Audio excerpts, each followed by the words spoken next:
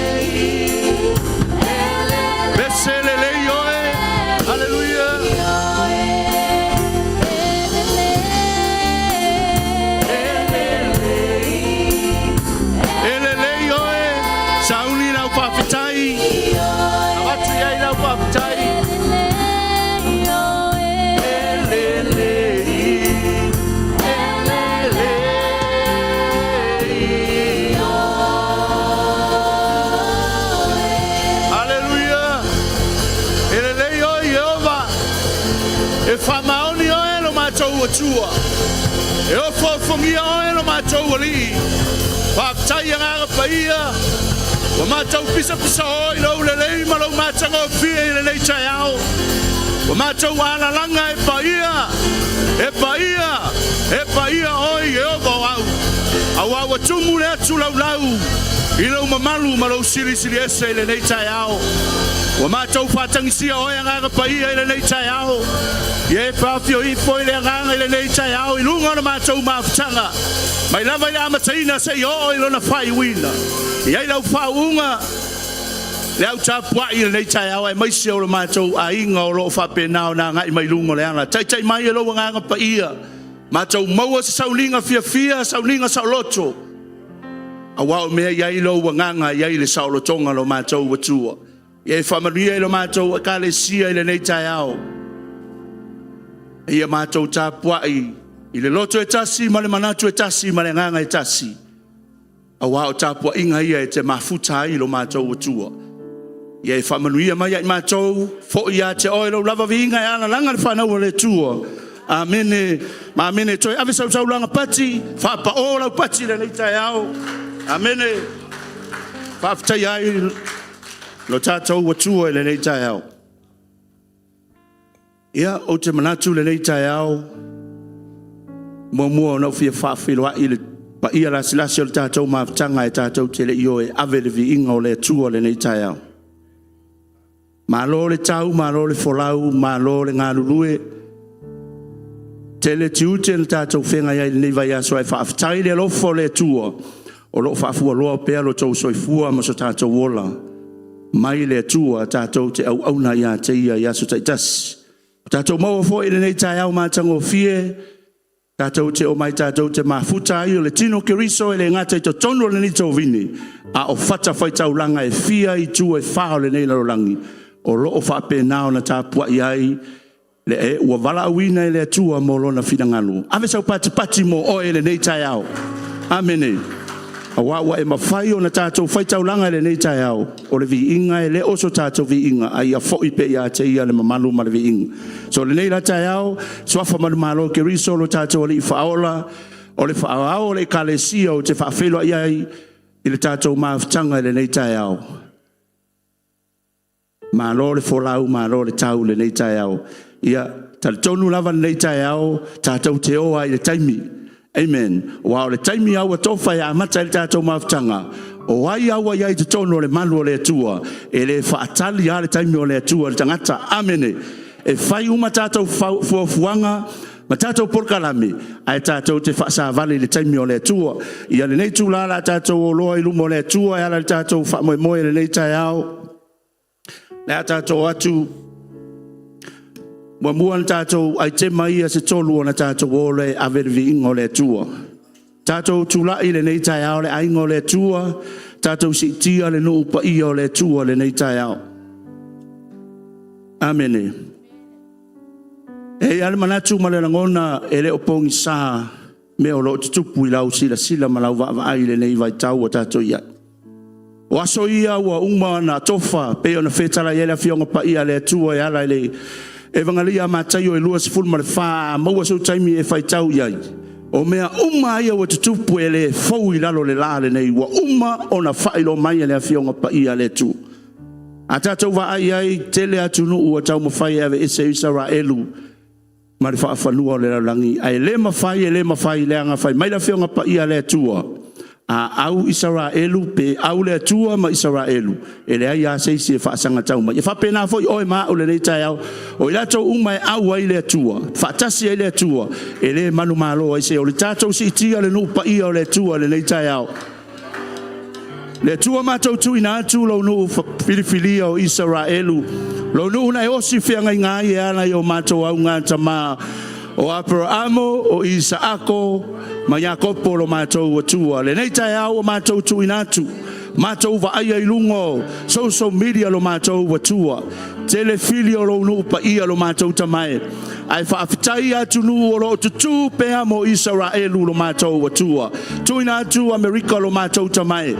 Ina ia whapena ona tu fatasi pe mai samla elu ai mai se atu no uma o lo lango ina lo no filifilia o le nu una o e o si fe ngai o le nu una fa na wai le pepe o le mato faola o Yesu ke riso lo mato watua mato te talo ye ye lo file mu ile ai o le tupu Jerusalema ai le ngata ile mato te talo mo tai tai o Israelu lo mato watua wa e filifilia ile vai tau le vai tai mile nei lo mato tamai ina ia la tau tutu mo na tau walawina lo mātou tamai. Mātou te talo ye whamanuia I tua inga uma o sai tālo mātou tamai. Tua inga uma o Israelu. Ina ia la tau tūpea sisi le whamalama matoi vava ai le nuuna e tofi ai la tau lo mātou tamai. Ye whamanuia le ie mai mātou I sasae. Saute I sifo lo mātou watua. A wai le aise ava no le fili lo mātou watua. E manu malo I lo nuuna e filifilia lo mātou tamai. Whawhetai tele lo mātou watua mo Israelu. A wa fai Israelu ma whamanuianga I le lolangi atoa lo mātou tamai. Mātou te talo na e whetalai e te whamanuia I la tau. O e whamanuia I lo nuu lo mātou watua. Whamanuia I ona taitai. Ai maise ona tangata nuu lo mātou tamai. Na ia la tau loa lo la tau walawina. Ina ia tutu ma au auna mo oe malofi na ngalo le ie. Whamanuia mai oe le nei tai au. Hallelujah. Vi ia le tua le nei tai au. Tatou mana ona longa lua. Tatou te talo mo le mumena le Emanuelu au. Ina ia iai pea. Le nganga pa ia o le tua e taitaina I tatou. Amene. Ma leia fo I le fimpo le au tua le nei tau sanga. Tatou tu mau I le mamalu. Matango fio le tua. Ina ia tatou tu mau lo tatou walawina. Tatou te talo mo taitai o le tatou mumena le Emanuelu au. Ele ngata le tama prestene, tama apostolo, lango sua fo I le ie le ngā luenga e maise o whaatonu atu no uma ma susunga I whawhengainga o loo whai ma taitai o tō vine taitasi. Ele ngata I New Zealand au se talia ma Samoa alanga lo leo mo le tatou mumena le Emanuelu. Le tua mātou tu ina atu le nei whaamalua e to tofi ai mātou le ie mātou te au na ai mātou tua lo lava fina ngalo lo mātou atua. Le tua mātou te tu ina atu e iai lo nganga pa ia le ie iai lau whau ngamana I le mātou tamata ita I le ie le presidente au le Emanuelu. E iai lo wanga le iai whalinga lo mātou tamae. Ai le ngata I lea o lo whau ngamana le ie lo mātou tama apostolo. Ma le whaletua le ie le la ua fwoi ngā luenga le langulango sua ma le te talo mo se manuia mo le nei movement lo mātou watua. Le mātou te talo le ie, te talo mo whaatonu uma o atu nuu taitasi le ie. Ina ia lantou whataua no lantou walawina lo mātou tamae. Ai le ngata I lea o susunga I whawhengainga. O lo whapena ana vea mataitai lunga o tō vine te tasi le ie. I atu nuu uma o lo iai le nei whamalu lo mātou watua. E leo se vi inga o I mātou. A ia maua lunga ai ma tele so vi inga ina ia tele. Lia nganga ia ina mo oe malo fina ngalo lo mātou tamai. Ai le ngata I lea mātou te talo mo le manuia lau tele. O le kale sia lo mātou tamae I tangata ma a inga lotu taitasi le li ie I to tono to vine taitasi Ina ia mātou ngā lulue le lotu tasi I le manatu tasi ma le nganga tasi A wa o lou lea fina ngalo mo I mātou O mātou ia yaso whainga tā lo mātou watua Yaso I ngatai A wa waso I wa umane whetalai Ia aua nei tu ua lo mātou mā futa fatasi le li ie I le mafutanga e tasi ma le loto e tasi e maua lunga I so viinga haleluya ona o lou lava suafa Yesu ai ala langa le whanau le tua amene ma amene ia toi ave sau pati e whawhitai ai le tua le nei tai au haleluya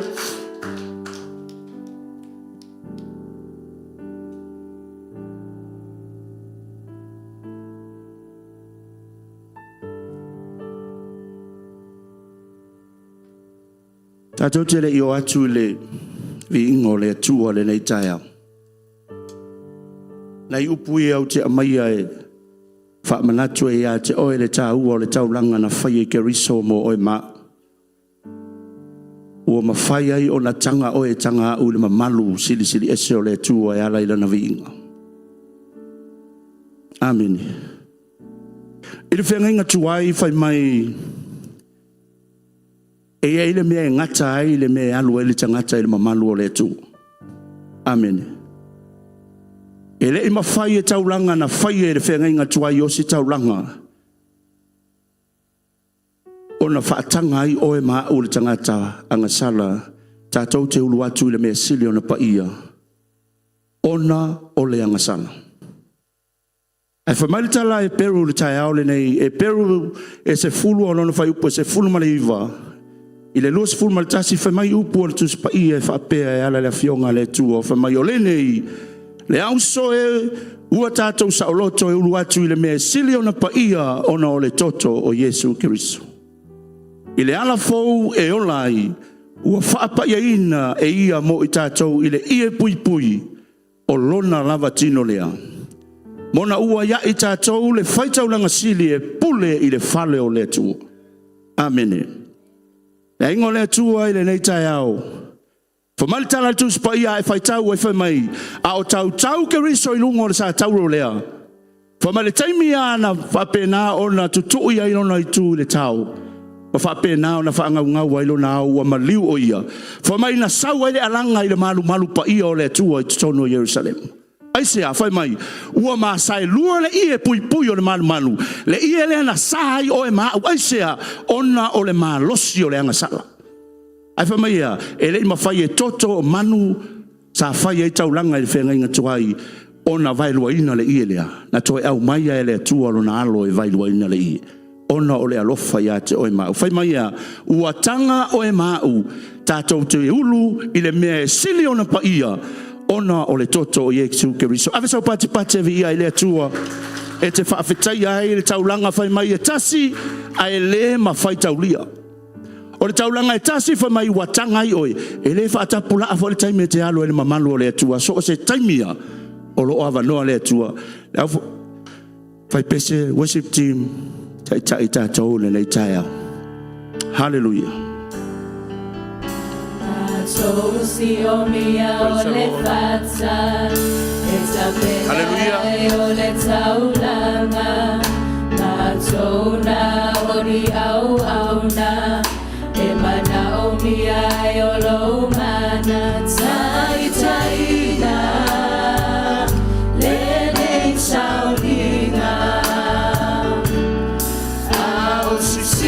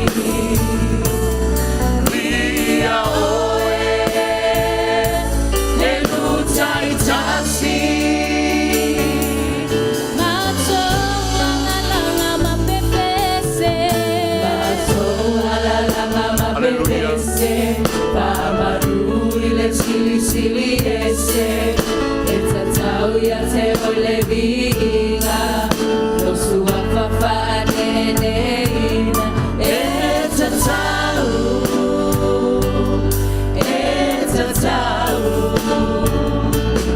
Ya te oe le vinga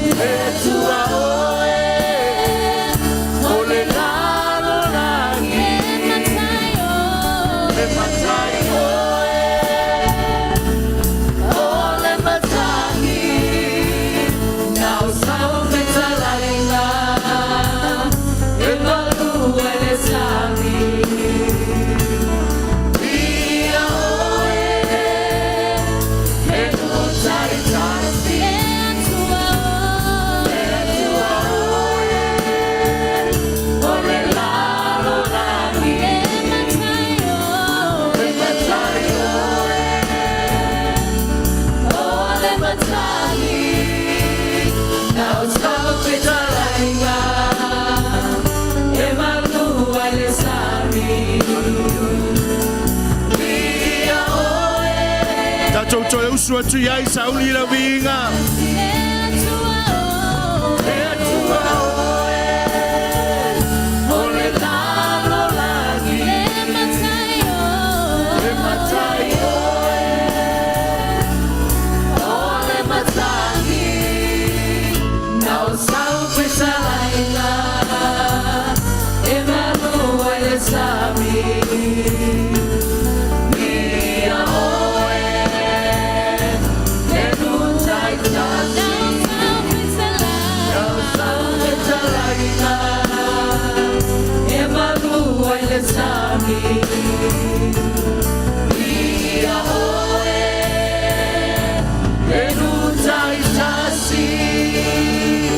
Hallelujah, hallelujah, via oe.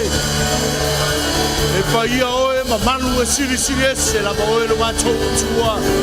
Pa tai le mato tamai lo wanga lei. Tai lo fa lo fa oni. Wai fai oe, ma manu e siri ese la oe lo mato tua. Lei se tasi tu sama oe. Hallelujah, via la oe lo mato tua. O le tupu sili o le langi ma le langi e pai o e mamalu e sili e la ma o e matou tua e le ai te tasi e tu sama o e mamalu o e matou tua e pai va venga o e le lei e o mia la ma o e pai o e matou tua. Hallelujah, hallelujah, vi o e glorify your name. Praise your wonderful name, Lord Father. Worthy our God. Hallelujah. Hallelujah. Oh Lord our God. Wonderful name, Lord Father God. To receive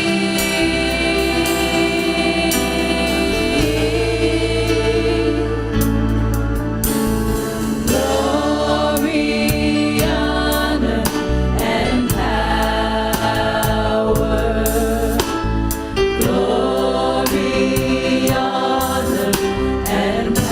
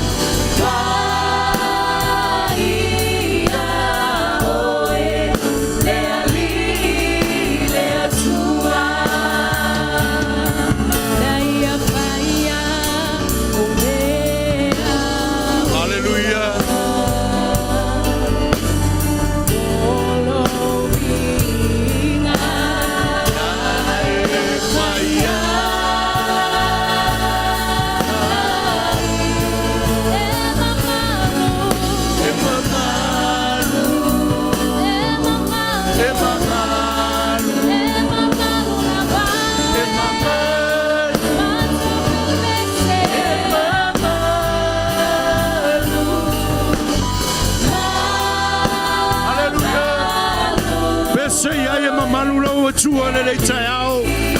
Hallelujah.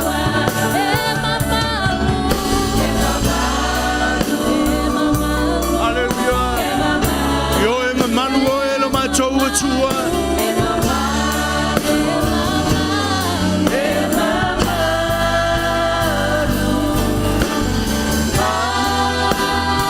Alanga e paia lo atua. Hallelujah. Awai le se tasi e tu sama o e paia o e.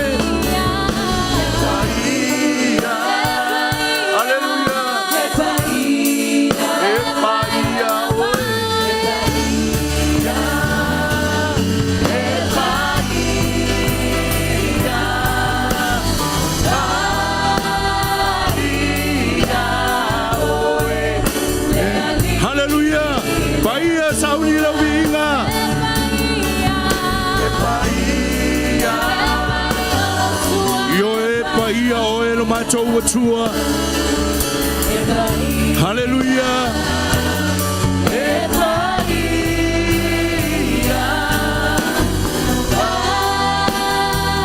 Hallelujah. Avatu yai la winga. Hallelujah. E paia o Jehovah. E paia o lo matou tua. E mamalu o lo matou ali. Hallelujah. Awai le se tasi tu sama o lo matou tamae. Hallelujah. O le sapena fai me o le tamar favavau. O le ali o le file mu. Hallelujah. Via la o lo matou tua. Awai le se tasi tu sama o e paia o e mamalu e sili se la o lo matou tua. Hallelujah. Fafatai lo mamalu. Fafatai tamai lo wanga lelei. Glorify your name, Lord Father. We give you glory, we give you honor. We give you praise, Lord Father. Hallelujah.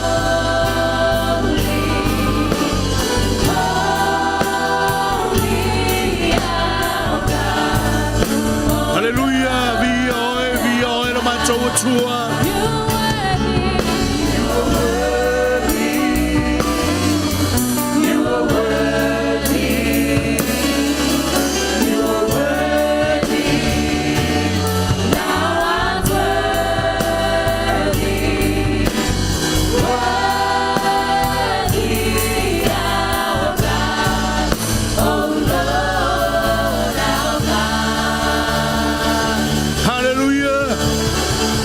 You are worthy. You are worthy, Lord. Hallelujah. Hallelujah. Hallelujah. You are worthy. You are holy. Hallelujah. Via oelo matou tua. Via oelo matou ali. Via oelo matou faola.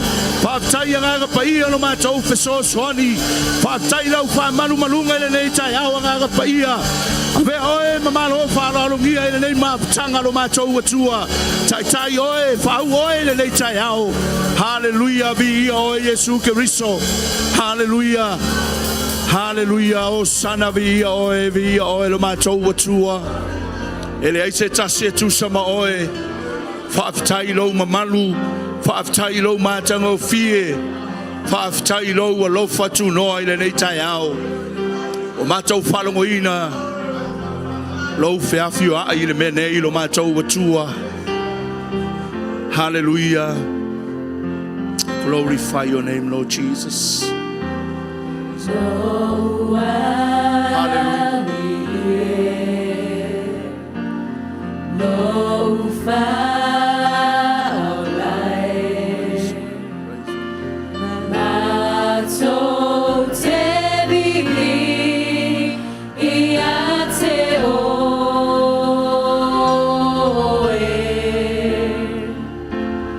Mafa Amalu Atu Ilo Suafa.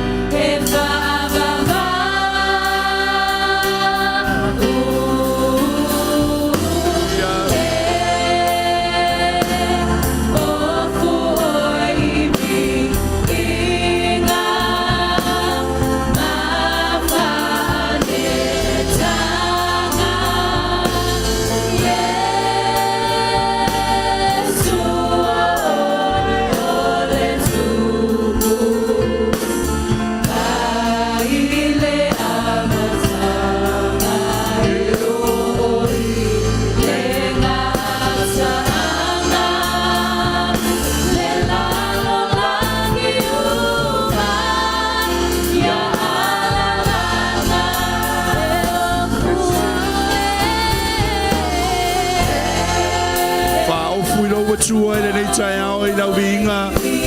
Hallelujah.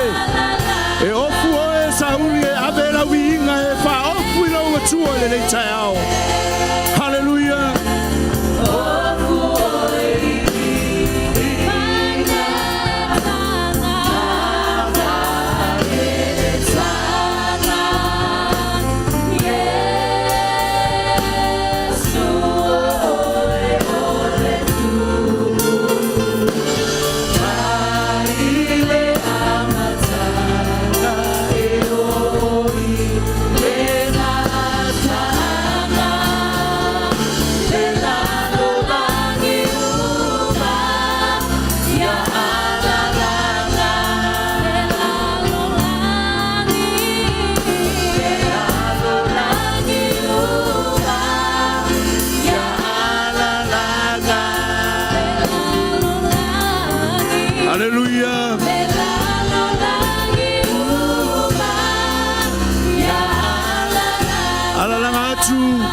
Hallelujah. Ia oi. Ma tau te whaofu ia te oi no vi inga I le nei tai ao. E ala langa atu. E ala langa atu o lau lau whaiva uma. Ma la tau whape atu e pa ia oi. E pa ia oi, e pa ia oi, e ovo au. A wawa tumu le atu lau lau I lo mamalu ma lo siri siri ese. Hallelujah. Vi ia oi. E aia se mea mātou te abatu. Ai o lau vi inga. E ala o na mātou wha. Opua I oe le nei tai ao. Hallelujah. Praise the Lord.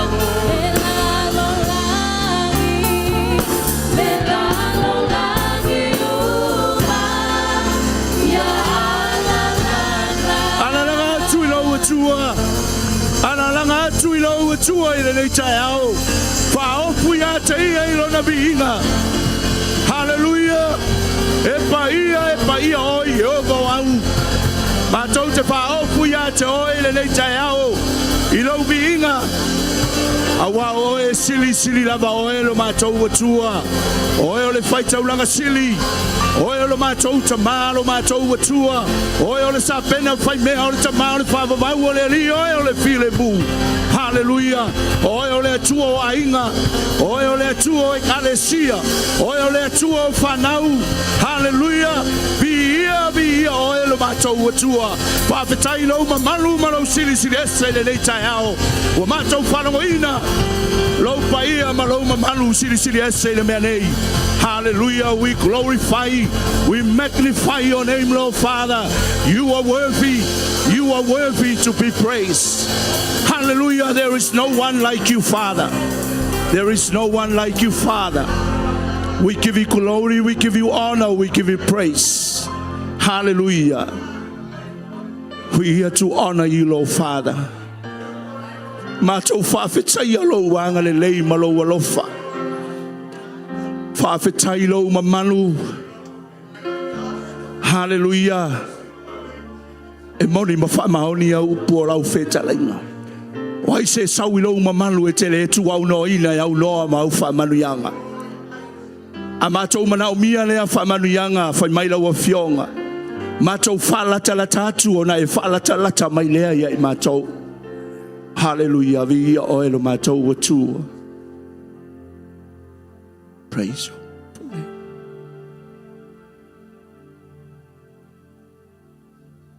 Glorify your name.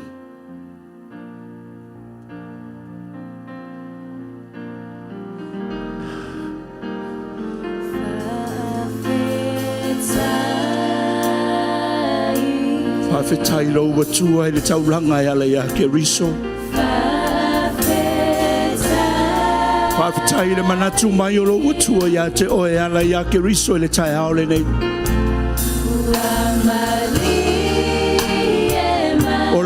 whawhitai nā I le tua.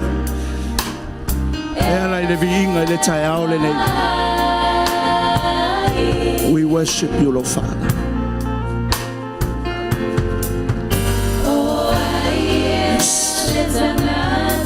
O ai mātou ta mai ua e manatu mai ai.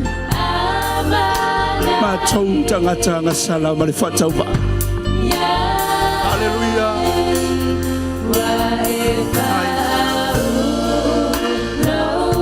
Tai lau whau nganga pa I ele nei tai au.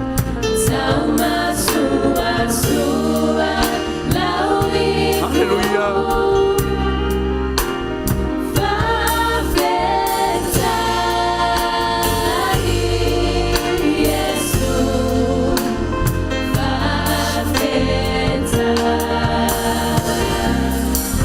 Se atu I whawhitai.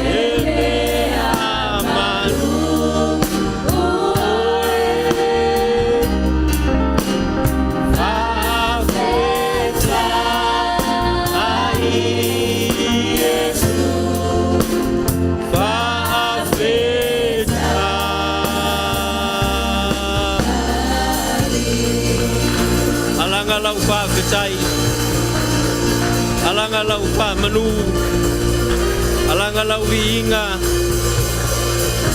pa leo, lo nganga pa petai le tua, lo fa olai, se mea manu oe, fa fetai, e moni upu ole, viinga le sa o tātou langina nei, pe awhai sa e langina mai lo loto, malo nganga atoa te whape atu ai Yesu e lo whaolai se mea manua oe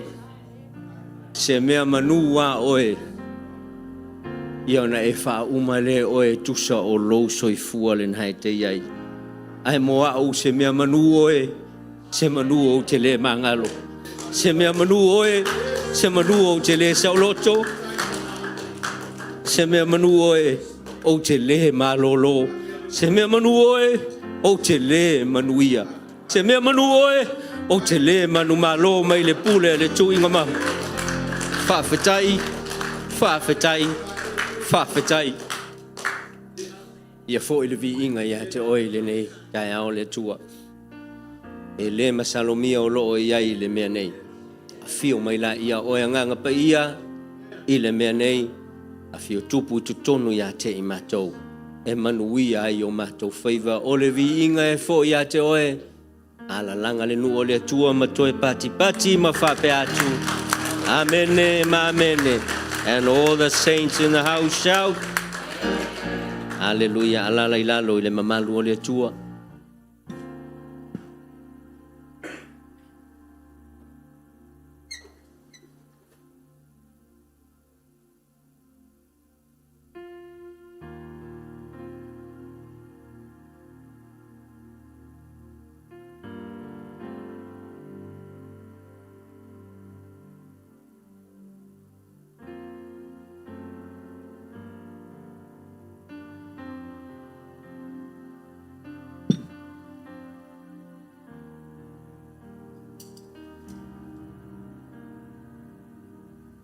O le whaamanatunga I le whengenga tuai. Tusi o e soto, lea na whai ai le ulua I whaamanatunga. Na sauni ai le tua le saolotonga o lona nuu mai le polonga I aikopito. Ta whai ai le tamai mamoe I a po le oti. Na manino fo I tula fono na whai ai le tua. Ta o le meo te fia whata waina I le tai aole nei. O le whaamanatunga le na. Na manino whatonunga le tua na whai I a Mose ma Arona. O le tama o le ainga. E whai de la tau ma moe. A le ainga, o le nuinga, o le whaamanatunga. O le whaamanatunga mo le ainga. Aleluia. O le wha, o le tau o le paseka ia Yehova. Ai o le whaamanatunga mo le ainga. Ia o le mea mua nai le tai au le nei. Ele na o le tama, ele na o le tina. Ele na oe ua whaapa ieina, po ua manatu tangata ua whaapa ieina, ai o le whaamanatunga mo le ainga. O ieini ainga I le whale nei. Amen. O ieini ainga I nei. Tala noa mai. Aleluia. O ainga la, ia le whai mai leo le whaatonunga ina. Ia tuu le toto, I lunga o pou o le whale, e lua pou, mana au whaalava ina. A lua tu le angelu, ale tu o le angelu o le oti. Ia ona sopo ia lea. Ona o lau ia le toto I lunga o lea ainga. Ua sopo ia o lono inga. Ua whaasau ina. Ua sa o loto ai le na ainga. Male isi. Ia e manatua o le aso lea. Na whaailoa I lea tua. Lona whaiva venga. Malona mana ofo ngia. On that day, the supernatural power once again of God was revealed. Say supernatural power. Supernatural power. Not manpower, supernatural power. Na o le atua I ele supernatural power. O le ale winga, o na la ele ngata na whaasao I latou. Ia aina o fo I male manuia I le aso lea. O le pōfo I lea na oti ai le uru matua a tangata uma o ainga e o lava I le tupu o Farao. Ia na oti fo I la na uru matua. Na whaamativa ina fo I aikupito e le nuu o le atua. Manatua mai mea nei, e wa le winga na le whaamanatunga e whaamanatu ai mea na tutupu I le aso lea. Aleluia. Ia e manatua fo I la e iai le supernatural power o le atua. Amene. Le ngata na o manuia, na o malafu manu, toi o ma aulo ma ario. They took their animals, they walked away in victory, and they carried with them, the Bible says in chapter 12 and 11, they plundered the Egyptians. They took away gold and silver. Whamanatu fo la ia te oi. Pe yeisau siliva inaha, pe yeisau aulo pele ai foi. Aia e loa o oe o le tangata o manuia. Lea ua toe whaamanatu mai I nei. Amene. Ta te le iai la le whaamanatunga le na. Na o Israelu na iai le whaamanatunga le na. Ai le mua koronito lona mata upu. E se fultasi fai upu e lua se fulu ma le tolu. O ina lea na au mai eile whaamanatu ele apostolo o nu ese. Apostolo o Paulo I le ekalesia I Korinito na ia toe whaaleo ai ia upu na whaia.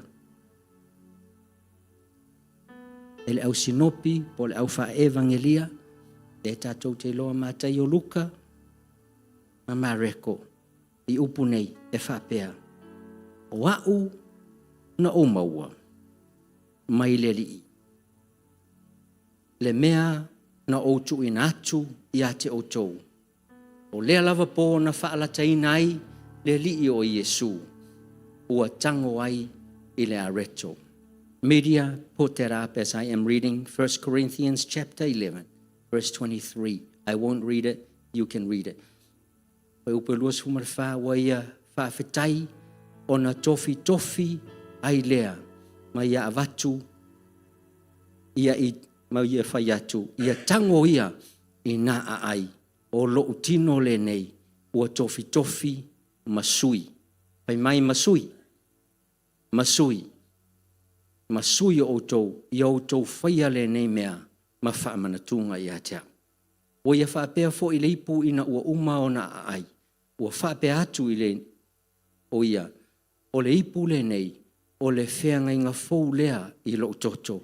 Ia outou whaia le nei mea ma whaamanatunga i atea. Ave se pati e vi i aile atua.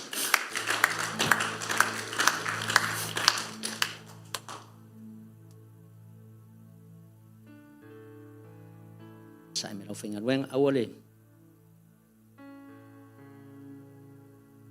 Ole tino leo keriso lena whai maiwa. Tofi, he broke it and he gave it. He said, this is for you. Hallelujah. Na pawale o taitai o le teritonunga na whaia tala nei o lo utino le nei na ofo i nā tu mo e. E tele taitai o teritonunga o lo iai. Ai lea ia se taitai na whaapea na ngia whaia upu nei o lo utino le nei u ofo i nā tu mo e. My body is given for you. Hallelujah. O le tino le nao ke riso. Ua vatu mo oe a lena e whaafofonga e whai mai ia tuspa ia. E whai masui. Unuinga. O le ofo atu lo tino. A ua ofo atu le tino ke riso. E sui ai oe. E sui ai au. Emanuelu. E ui e te mauafua o te mauafua le paolatanga. Aina oti ke riso e sui ai tau. O le ipu le nei whai mai. O le ipu, o le whea ngai ngā fau. O loo iai le toto o Iesu Keriso. Na whaamalingina i longa sa tauro. Ina ia o tā saoloto ai. Saolotonga mai le anga sala mo muale na. Saoloto mai le polonga. Tino ma fau ma le loto. Amene. Wa e malolo, wa o malolo ai. I le toto le nei o le whea ngai ngā fau. Ave se pati e whaafetai ai le tua. O tā ua, o tangata, o le whenga inga fō.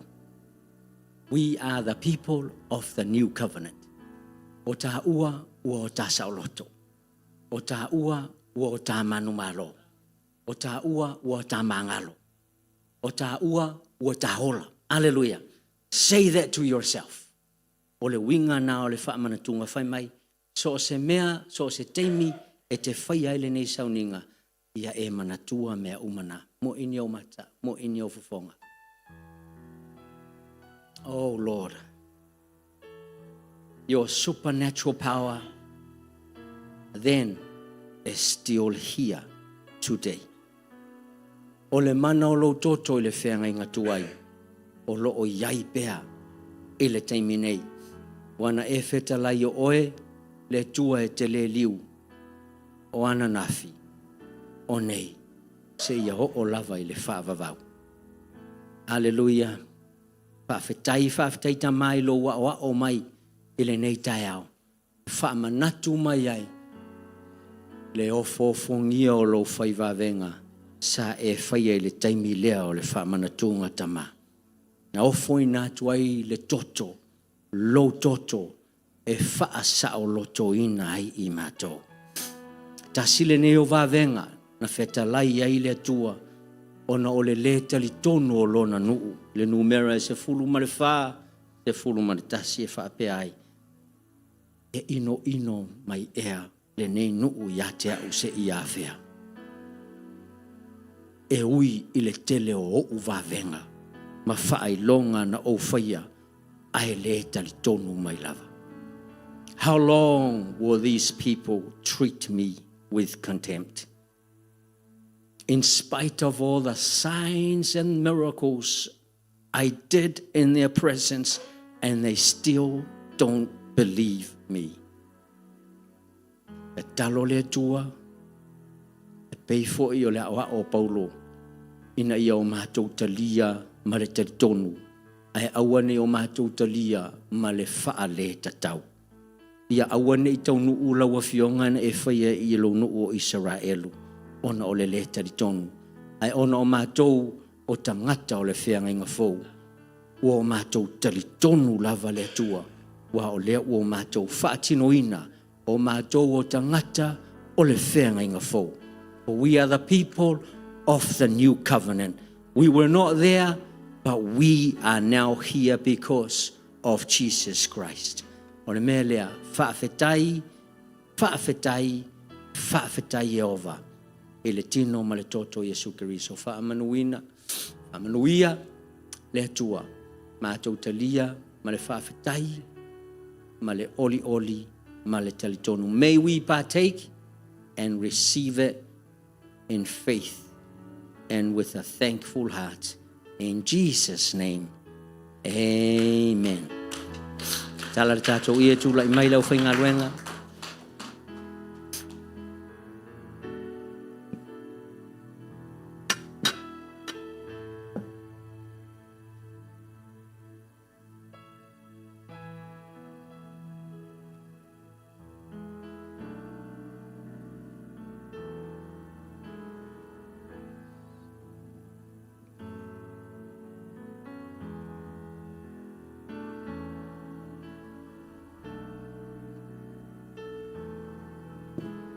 Tala awatu ia sunga te akono, tau awatu le tino ma le toto Keriso, a e tau awina ta ofi, tātou te talia ina fatasi.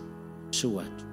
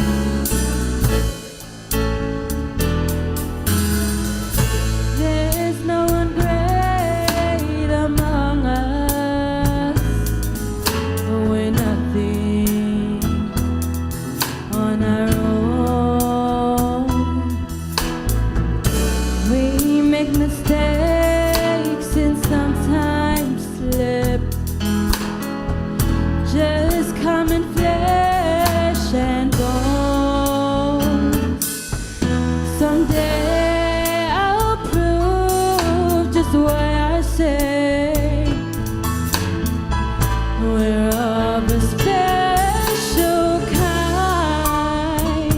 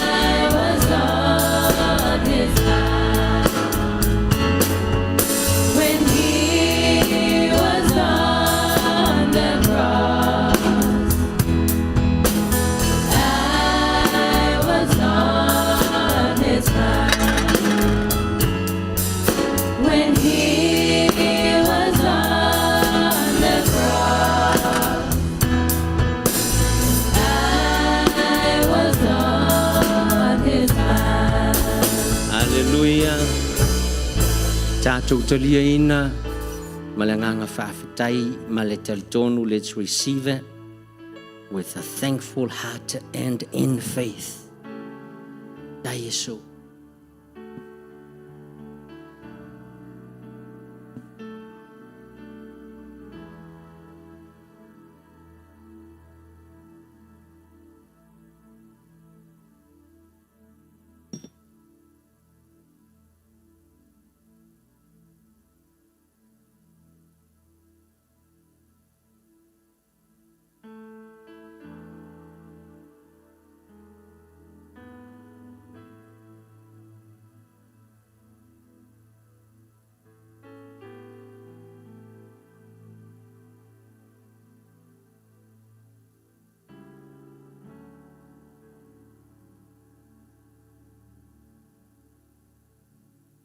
Tala noa, be there watua. Have a conversation with your Lord. Paftai iai.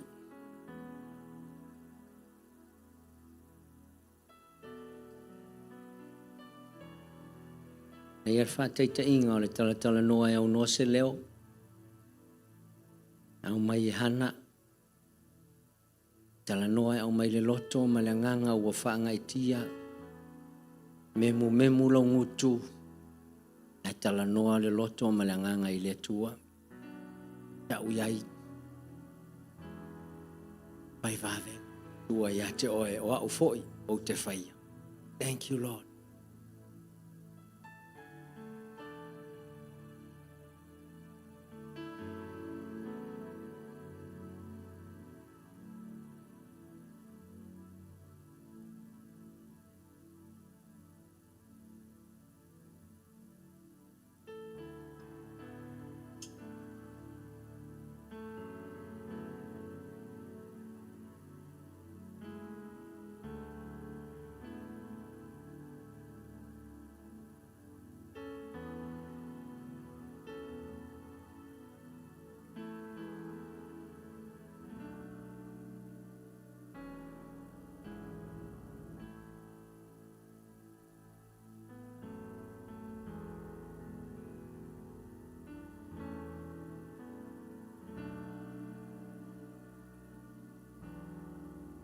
O tasia le alo le tua. Ai mangalo mai le lalolangi pe awhai e taritonu.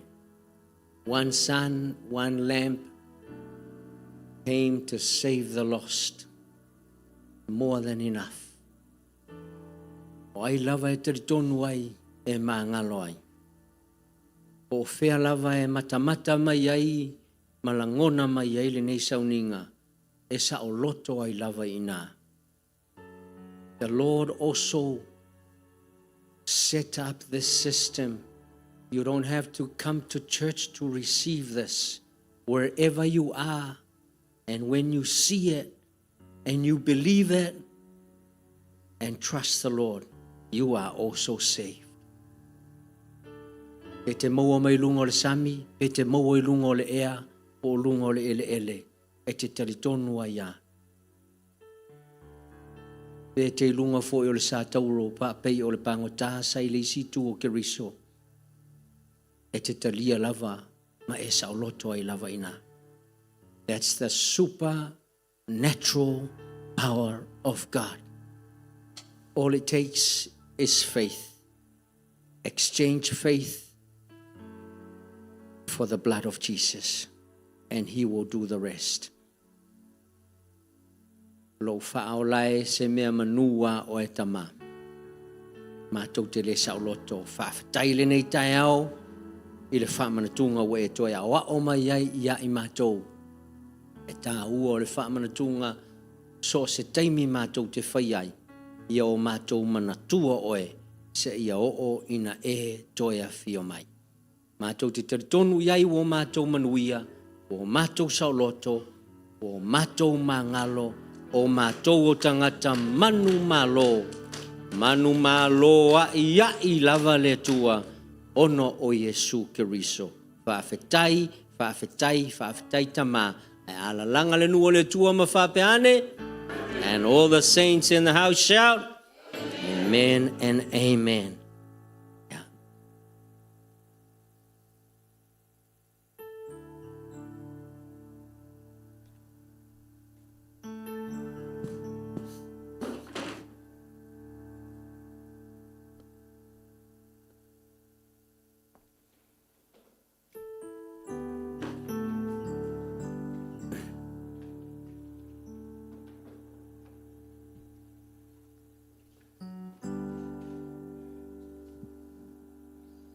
Tātou tūtulai le taimi o le tātou.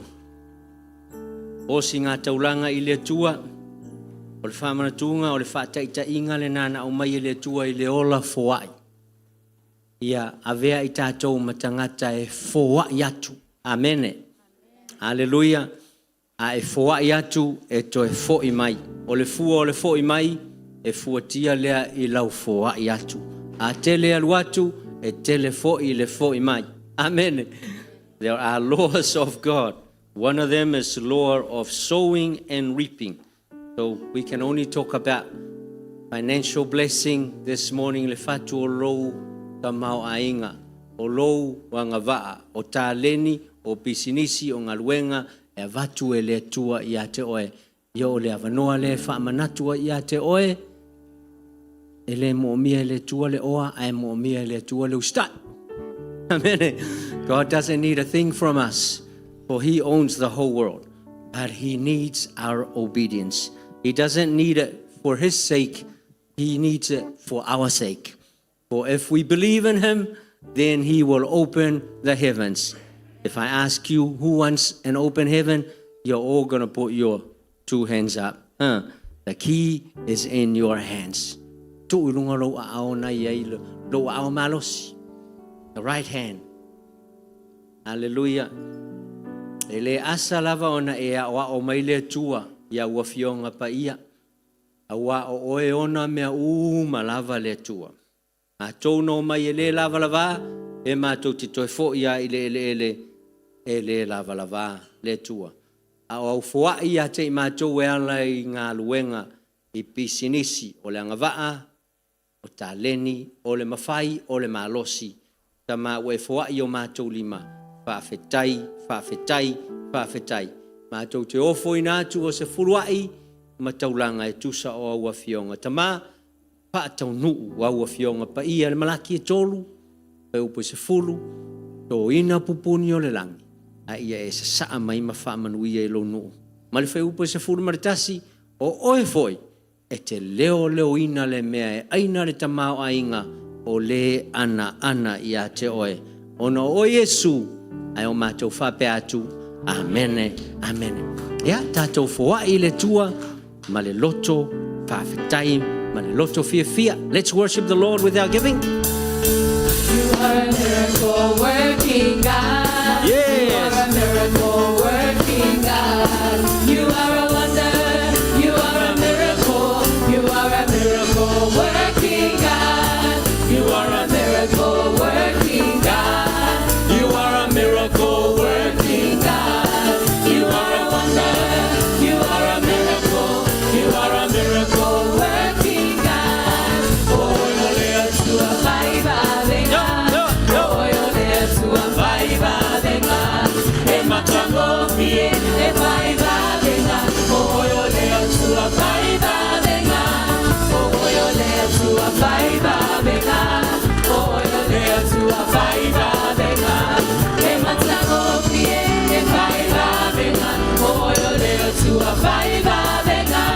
Come on and give the Lord the highest praise. Hallelujah, hallelujah. Come on and give the Lord the highest praise. Hallelujah, hallelujah. Come on and give the Lord the highest praise. Hallelujah. Praise His holy name. You are the King of kings. You are the Lord of lords. Your name is Jesus, Jesus, Jesus, Jesus. Oh, you are the King. Ave Saupati. Hallelujah. Remember this song. to play again as we welcome the speaker this morning. Leanga ole afo I ole afo I ole fofonga fetalai ole tua tai au nei ole manaia I ola na sasa. Le lala sa uni e sasa ele e momoli mele fe au le tua le tai au le nei ya ta wale le ava tele ma le falo alo e failo le ave fe au le tua o le sunga e le teitai o le aeto e lele mawalunga e mamao fo ila na vai o le afa manuia le tua ya to e ala le upu faa fola le tua le sunga ya Fonoia fa manuia Fonoia pati matufa tasio wao ale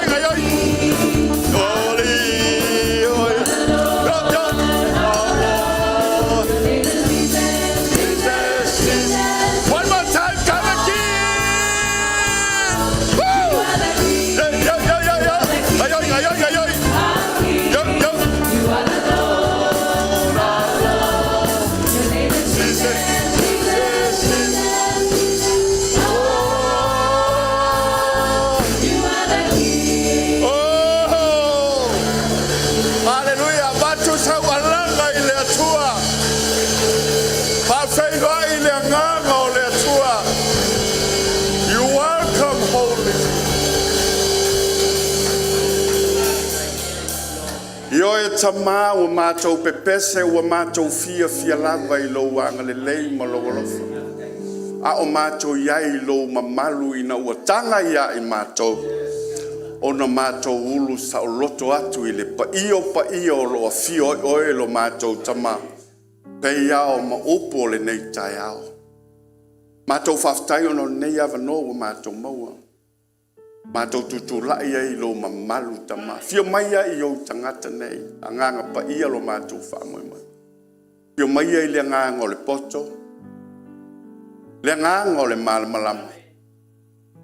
Fio mātou ta ofina ai.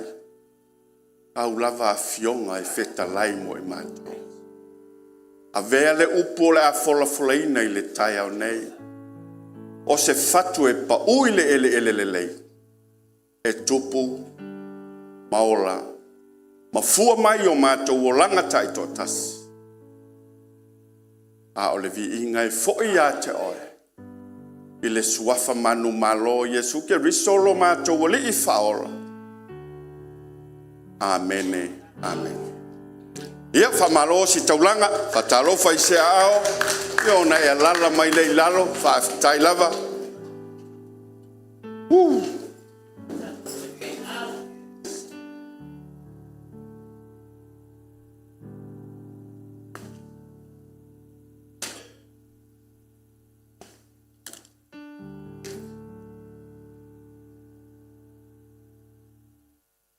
Wa sauni e whalongolongo I le fionga le tua. I le toi whaluaina le whatalofa I le nei tai au.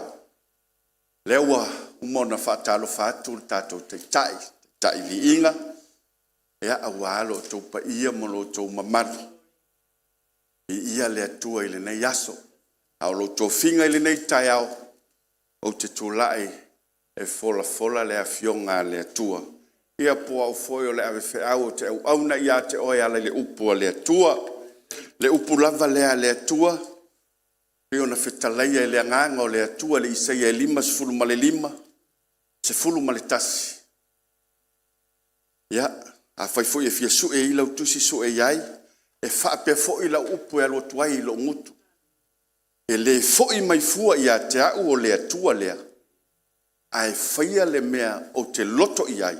o le atua lea, e manu ia fo i le mea o te awina iai, o tātou la ia. Amen. O le upu la le atua, e le fo i fua mai, ai whaia le mea fina ngalo iai le atua. Ai manu ia i tātou o lo whaalongolongo iai, pe a whai tātou te whaalongolongo, ma ngā wai, maustai, i le fionga le a le atua, wa o mai mo i tātou. Amen. Tango fionga le atua wa umo na whaamawina o tusi pa ia umalava, e mai le nganga o le atua. O ala tusi o whaamawina i te tono le fionga le atua, o tusi pa ia umalava, e mai le nganga o le atua, o le mea mua, e a wao. Lona lua, e a oai. Ia whatonu lo tātou, poto ai tangata o le atua, amen. E se le anga le leo le atua. Ie whatuatua i a teia, amen. Ia, amduia le atua, i lau whaafonga i lana fionga i le nei tai au. Ia, te manatua la tātou wol tātou tusi whaitau i le nei tai au. Su e lau tusi whatasi mau i le ngā luenga i toru.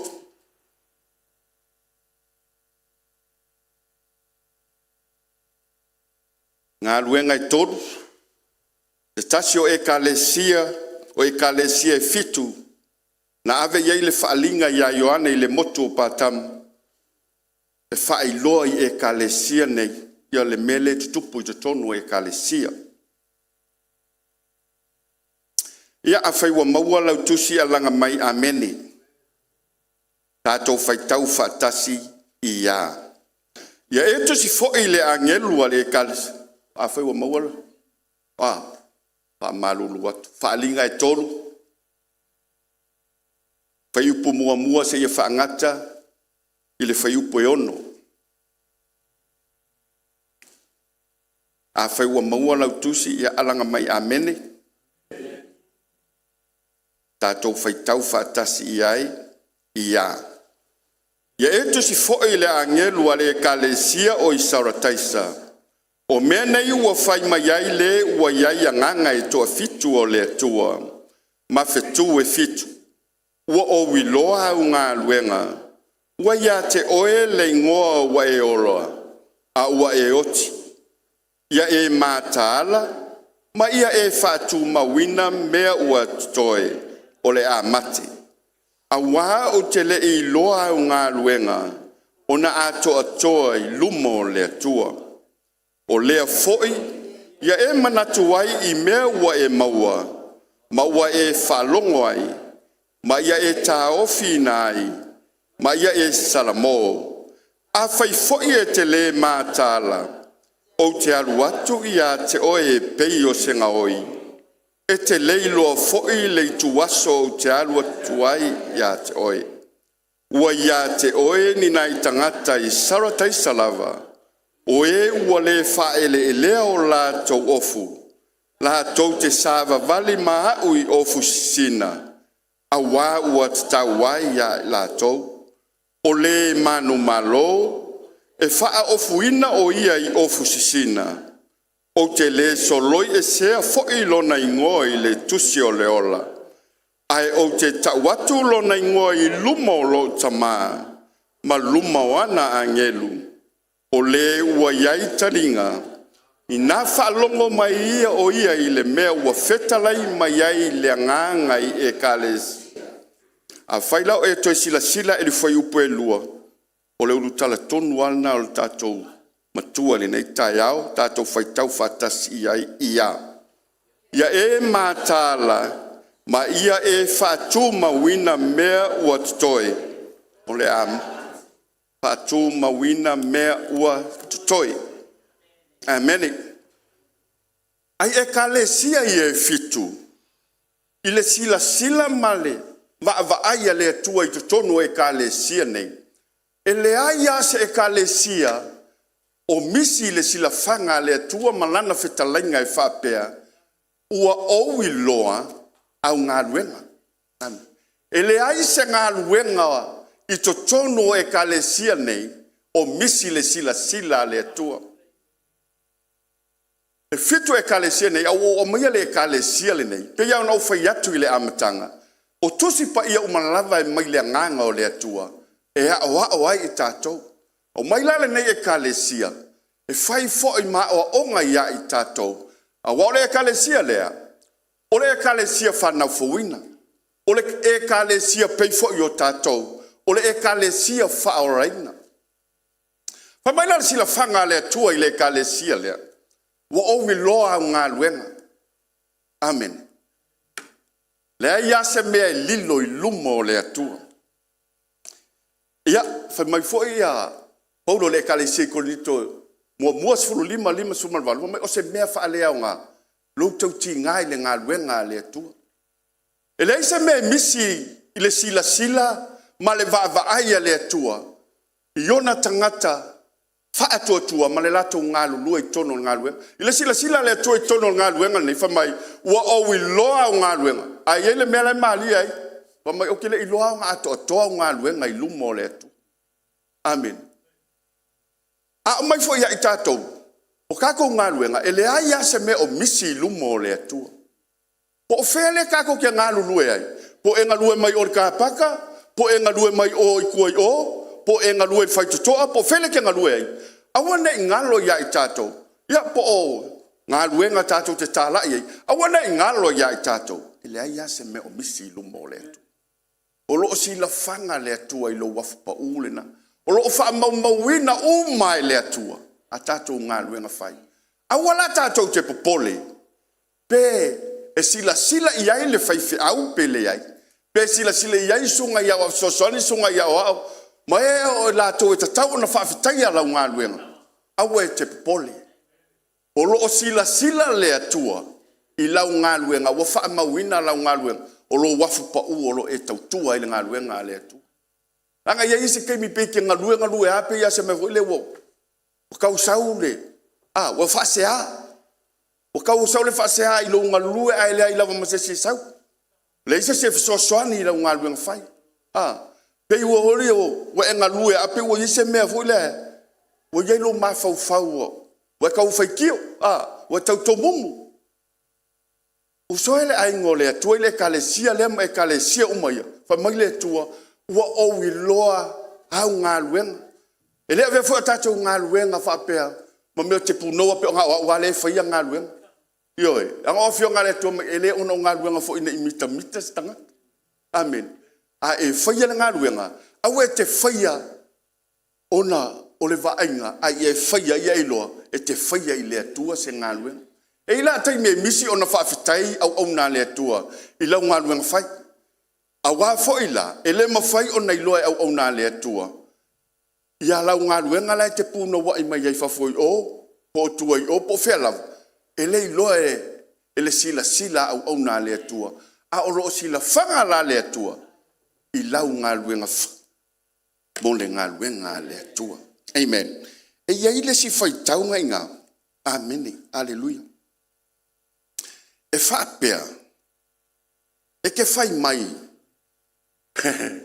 O lai te ola a waioki oka te ai sila I le kalesia lea pa mai le atua e ke whai mai ngai ke ola a ke oki lea soa whanau fowina ai lai mika o lai ola a sila whanga le atua o lai oki kanka le kongo le kalesia e ngongofo mai e whioki e vivi mai e whioki e ulufale mai e whioki e tapua I mai e whioki e la sa upo le atua. Ala sila whanga le atua. Ngai ke whai mai o ngai ke ola anga wa eoki. Oka se mata uti o le nei whatale. O le mea ea e tāpua I whioti lumo le atua. A le whasili mo tātou. O haia mea. E ke whai mai o le ke ola a le ke oki. O le mea ea sa wawali mai e whioti e vivi I mai e whioti. O le e kalesia lea. E tapua I fua I le atua, ai makua I mangingo a le vaai a le atua. Le ai se me o lilo I lumo le sila whanga a le atua. A le whasili la mo le tātou li tai alu, o haia mea. O le whai mai o lai ola a lai ote. Ia tātou wofa tasi mau se kau sue le tali o le whasili lea. Romai valu,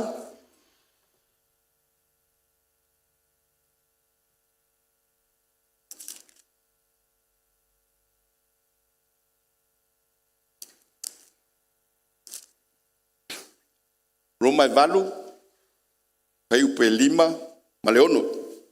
Kako ole, a maka ma fai upe lima, le kako ki sa ilia. Po le ale a mea, o le fai mai o le atua. E ke fai mai lai ke ola, alai ke oki, alai ola. Amene. A fai ua maua lau tusi alanga mai amene. Fai upe lima ia. A wao e ila le tino, e loto atu ila towi mea le tino. A o e ila le nganga, e loto atu ila towi mea le nganga. A wa o le loto ila le tino, o le oti lea, ia whakari la inga, le lauka kou maua, le kali o le mea lea. O e loto ila le tino, o le a? O le oti. Kako wha wau la. O le ola lea, male manuia oka oka. O le ola male manuia. Le ngaka inga ola ai maua malea, manuia. O e loto ila lea nganga. Amen. Le la uka ko iloa, o le tino, o le oti. O le nganga, o le ola, male manuia. Ia le la uka ko iloa le uka oli kaukali male fasili lea kako. O le o mai tapua i o le kalesia rei salataisa.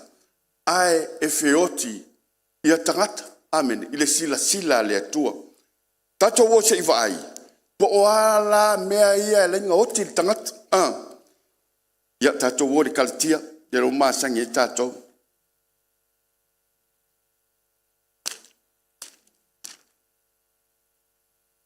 Kalatia e 5.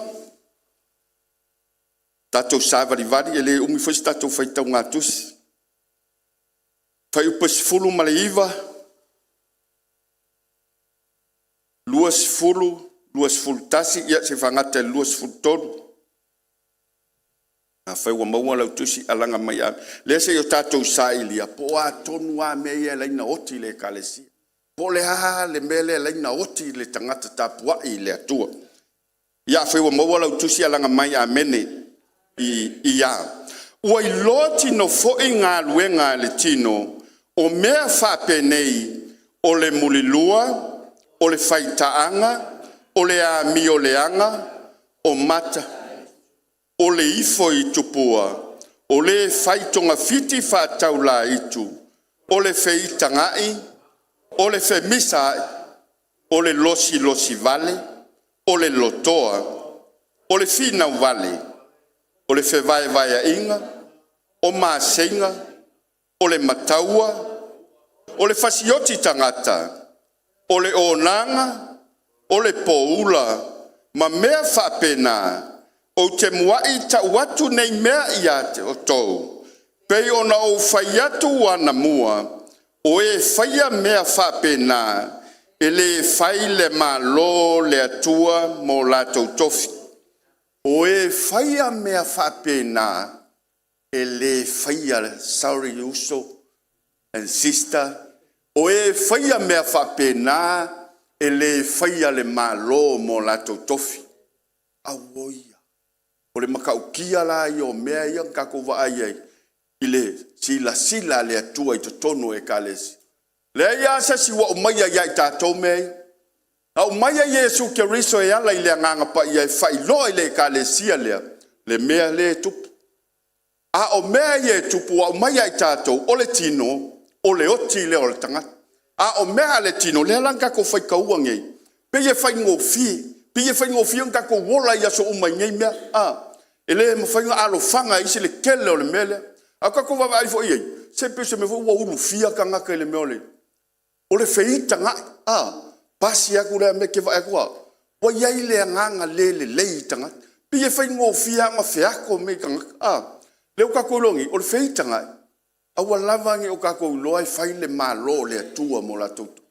Ia le fui ka o mai ai, ia ke lunga fui o kako lea sa hai awa ia soia, o le mea mo ia leo kako waka mai.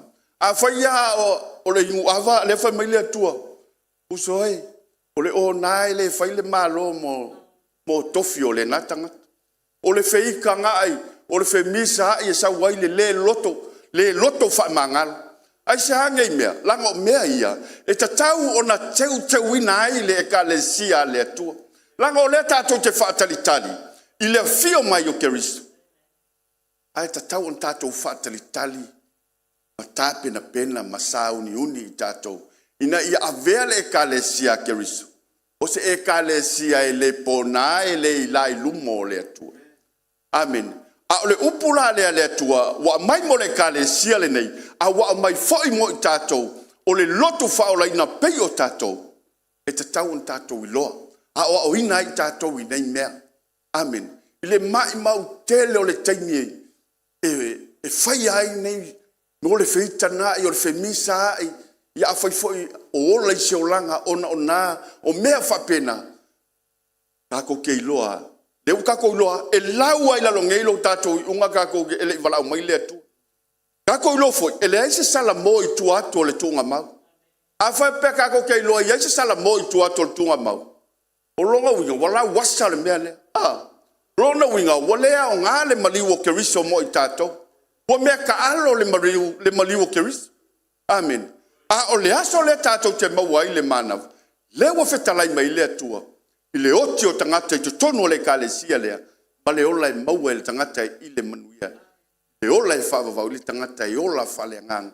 Ola tāpena pena. Ola e le mai mauina le taimi. I mea o le soifuanga le ne.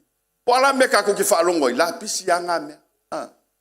La pisi anga mea. Kako whaia mea uma. Yo tātou ilo le kako ke ola whaatalitali. I le toia fio mai o le tātou o li o Yesu Keriso. O le lisi ke lea lea ngogula wakua. Ia wa mai foi mo tātou. A le hasa kako me whai ngai mea. Le hasa kako me whai ngai mea mwhai nkao fia ngai mea. O mea le tino o loa fia e Keriso. O le mea kako ke whai. O le ulu tala o le tātou matua I le nei aso. Ma taala, ma whaatu mawina. Mea o tutoe. Amen. Ma taala ma whaatu mawina. Mea o lo tutoe. Wake up and strengthen what remains. O mea o lo tutoe. Amen. Tato ma taala iai ngai mea. O lo o mai pea mo I tato. Awa kako iloa ngai leo langa ni kako ke olai. Kako ke ilo le leia kako ke. Lo le leia le taunu unga o le tangata. Ele fape onga le sili la verka avale rua kwa ya ela ku ole male wa o tau le tau le lei. Wa I o ya tia o le tau sinio. Akela ku a sue hasa me kele ma wor kuspaya. E sue o le fongokang. Akela ku isi ma ala ku ku fang pia mo me va penga. Wa o tau le tau le lei. Wa I o ya tia o le tau sinio. Ole mea ea. O so spanga awala ya lo ka ngaka. O lai manguia I longa lava silafi. Ya ako fo o sia fa malo si kenyo le mali orga. Pise me fule nga un ka nga fa fia ai le au fa longolong. A o le tali ya inga kalo fai. Kalo fai. Wole tau no le upo paulo o lo manuia o lo woti le. A fai la ke kang el mali le o ka nga kang. Amen. Langa fo o sia so fa nono. Ele o so uma fo o mali o so fia. Langa ya so fa ngongo. Langa yai le oki le la oki. Amen. Lewa umai le fe au mo tātou le kalesia le. E ke fai mai o ngai ke ola, e ke fai mai ua e whangau fawinga. A ngai ke oki. O ala me ke oki. Aleia. Aleia mea ia. Tātou, ia tātou maua, le loto whamangalo. Nga mawhai le kako. O waha mea kako ke whaia. Fai mai leo kolose. Ako whaia mea ngā. Yo ko whaia ngai le atua, ai leo kangaka. O le ala so, kei mile ko whaia kuai le ngā ruenga, lau au nanga I le atua, a e whaia se mea, a wike whaia o ngā o mata o tangata, a e ke whaia ona o le atua. Ke au na, mela ngā e kupoi po le alo ki ngā inga, ke whaia o e marifia isea, la ke whaia mo lo atua. A e ngā lue whai kongolo whai ngā ruenga, ke le vai inga, ia vai maise pule po ha, a ke whaia mo, nga mawai whaia, o so ufai ngā luenga o ke vai kulo saule pule su e lo mat pulumu po fel pulumu. Ioi, ale fok fai aku ma wai foia. Ya ke ia le o pulumu le me o manga salu ai koi pulumu akua. Amen. O lai fai lumo le au nanga I lumo mata o tanga. Ai foia le lumo le atu. Pe va ai mai maka pe sila ia tato tama pe a o so ani mai lato ta I ngā luenga. E le ma fai ona o ngā ngase la unga yoi lumo le atu. Peke ngā yoi mai kua whalela I o sole alu male solo a kua. Ke le wha vai vai. A o ala le mea tātou te whaia. Pe awha pe o le oki le kalesia. Le kalesia lea. A le fwua mai ai tātou e whai maa o onga, whai maa. Ma le sona tāua mo i tātou. O le mea tāua, e le kuai. A whai mai le atua, a whai e te le salamo. O laku le ia ke oe pe o ngā oile po. O lo o maua le avanoa, e te salamo ai. A o e maua le manawa, ngai te maua le avanoa, e le kuai. A o le avanoa, e le o kai au, o ngei lava. Langa kako ke le iloa le avanoa le amai e le atua. Kako ke le iloa fo le lima minguki. Po o a, e ke iloa lave oe. E ke iloa fo i hawa o le lua mafutanga ma le atua. Lo kako iai le avanoa, a le avanoa, e le ituai, o la au maua le kako manga. O le ale avangoa lea, o lo kako salamo. A faile e kalesia le atua. O iai se afianga oe, i le lisi lea na tatou faitawin. La i le avangoa. La i le avangoa ke salamo ai. La i le avangoa ke li liu e se ai. Nanga fai mai le atua, fai mai le nganga o le atua i. A fai e ke le salamo. O ke ruaku ia oe pei o ngoi. A le ulu tala o tatou mutua le nei tai au, mātala, fatu mau mea ngai ake oe. O aia mea me faku mau. Kele. Fatu mau, kapue. Amen. La i le avangoa mo tatou. Kako ke salamo ai, pe a whainga, e iaia se vaenga o vaenga ngi, o a fia ilo tatou soifua, o a fia ilo tatou au nanga i le atua, ma tatou wola ma mai luma o le atua, kako o mai kako feola, kako o feo kako feola. Amen. Wa le kalesia ngai, o ngofo mai ngufoa, ngofo mai kangaka i loku, le kalesia le isa rotaisa, bore au nga, sila le atu. La i lava noa, a fai ke le salamo ke laki ya oe pe o ngoi. Amen. E ala nanga maua mai tātou pe o ngoi. O ngā o le aisa kako mātala. O le aisa tātou whataritali. Whataritali ma le onusai.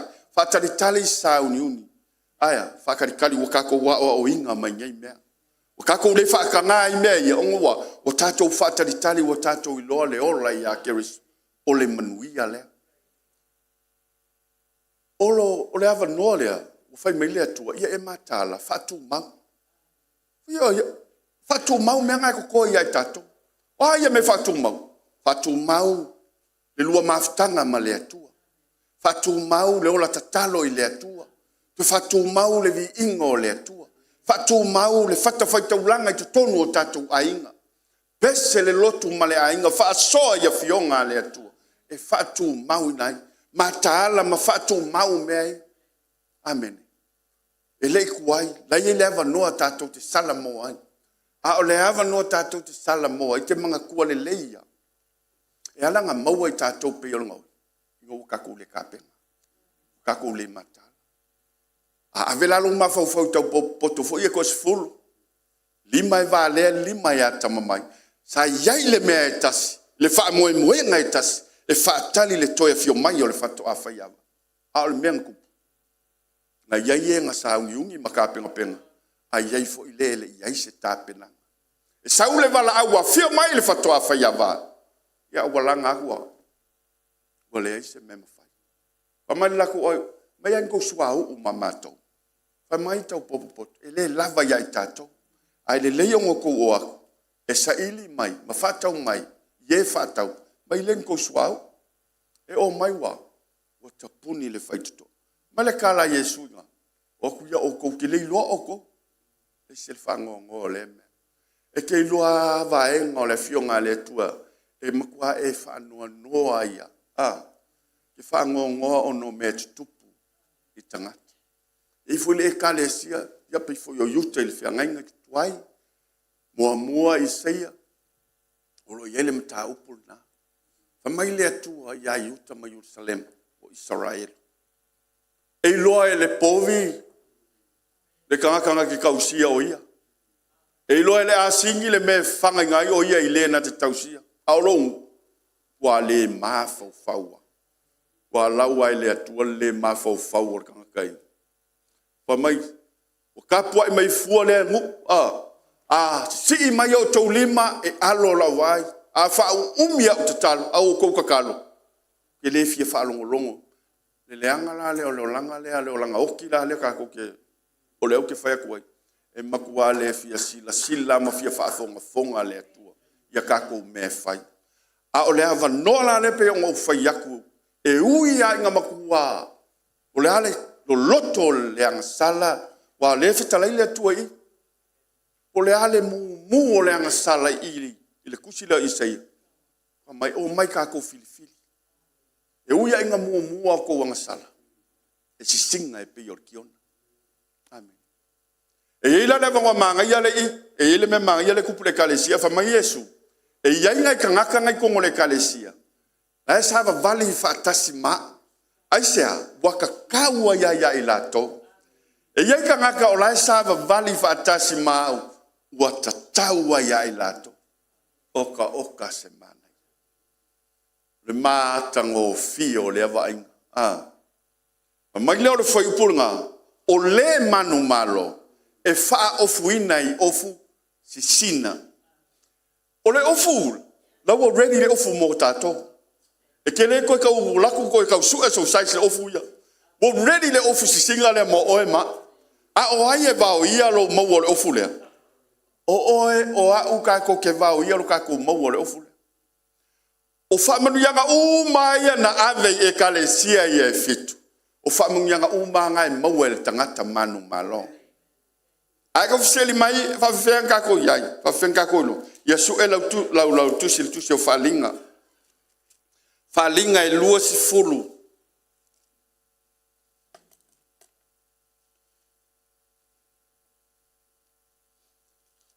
Lua si fulu maltasi whai upe fitu.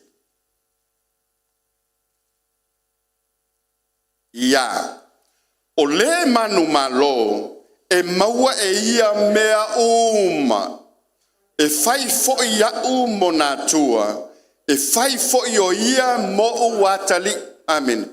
O mea uma ia ko laulawinga ia kalesia ia, o mea ngai maua le tangata manu malo. Le tangata ua manu malo maya, whawhita auli, manu malo mai whaososonga. Hinga alfe o miai o le soifuanga lingai, ya mea kako ke whaalongo iai. Ai le mawhai ona manu malo ina. Lo soi fua malo wola. I mea to i lalo ma mea e mangu malo inga lea. Leo langa le nei. Ai tau la i ala wa ai lea tua male manu ia wa o mai e ke riso moi. O tātou o le whanau whaatalitali. Pawhia kako whaakarikari. Tātou whaatalitali le toe fio mai o le tātou oli. Ala le whai mai es wha tu mau. Mataala wha tu mau mea ngai ko koe o lea. O le amati. Ma kou i Samoa, e masangi ke le koe ngā upu lea. Mea, whaola ola. Mea o le amati. Masangi na ma kou whai whakoanga. O Samoa e mo meo mōri makangi voi. Mōri tu. Ia a peo le kia ngufu me ke malama i lau tala le. A alu le mōri asoi e meo whakoanga ma ka kou Samoa i asoi. E alu ale mōri e vai ua o luanga i lunga mō le makapau ngā le mōri. O le mea ua umanga mu. E le koe au ngā e le koe ola. O le mea ngā e whai le makapau le ngā. E oki ese le mea ngā ua alu i lunga. Le mea ngā ua umanga mu. Ai koe maua e le si mea fōlea. E koe mumua ki le aile le mōri. A whi ke whaafonga mai ke māsangi le mea. Lau ki whakua i mea mōri makangi mōri ku. Makua e malama le leia i lau. O le mea lai whai, o le mea ngai ngore kaua, koe whaola mea i o le ama. A whai whai o enga e saua le mōri makangi. O le mea whai le mōri makangi, o le sa ailan. O mea langa whai e mōri inga, ia sila i ake oe, lo kau mawhai ngā mai ngakai, kau mawhai mai e mōri inga lea, le au walang kaku o mai se ia o mai le matango fiani. Koe whaola mai e mōri inga lea, o lo kau mawhai, o lau whakoanga. Ai sea, langa sa e kamu whai ai whaola. Le awa mumu le lei.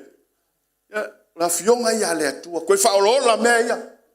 Ha mea ia whatumau. Whatumau lo tātou au nanga i le atua. Koe whatumau lo tātou wola tatalo i le atua. Whatumau lo tātou wola vivi i le atua. Osi ngā taulanga, whata whai taulanga. Male a inga male whanau. E whaola mea ia. Ai sea. Mei o fina ngalo le atua ea. E ao ina toe wha mao popo ma wha ola. Amen. O fionga ia le atua ea. E ao ngā, e ao ao, e ao ai i tātou. ina ia popoto ai tātou. Ma kako whaatalitali le toia fio mai o le tātou oli. Whiong kako whaia ngei mea, kako salamo, o le whime o le tausanga nei. O e fōi le mamalu mafuta o le atu. O e whaola ora. Fōi le mamalu mafuta o le atua. O e fōi atu mau le vine, whamai asu o hau nei o le vine. O hau o le areto ola, e lenga o se areto. A o le areto ola. So se kei mia la ke kalia e le areto ola lea. Wa e kalia le ola mai le atu. E ke kali konga ke whaafitai.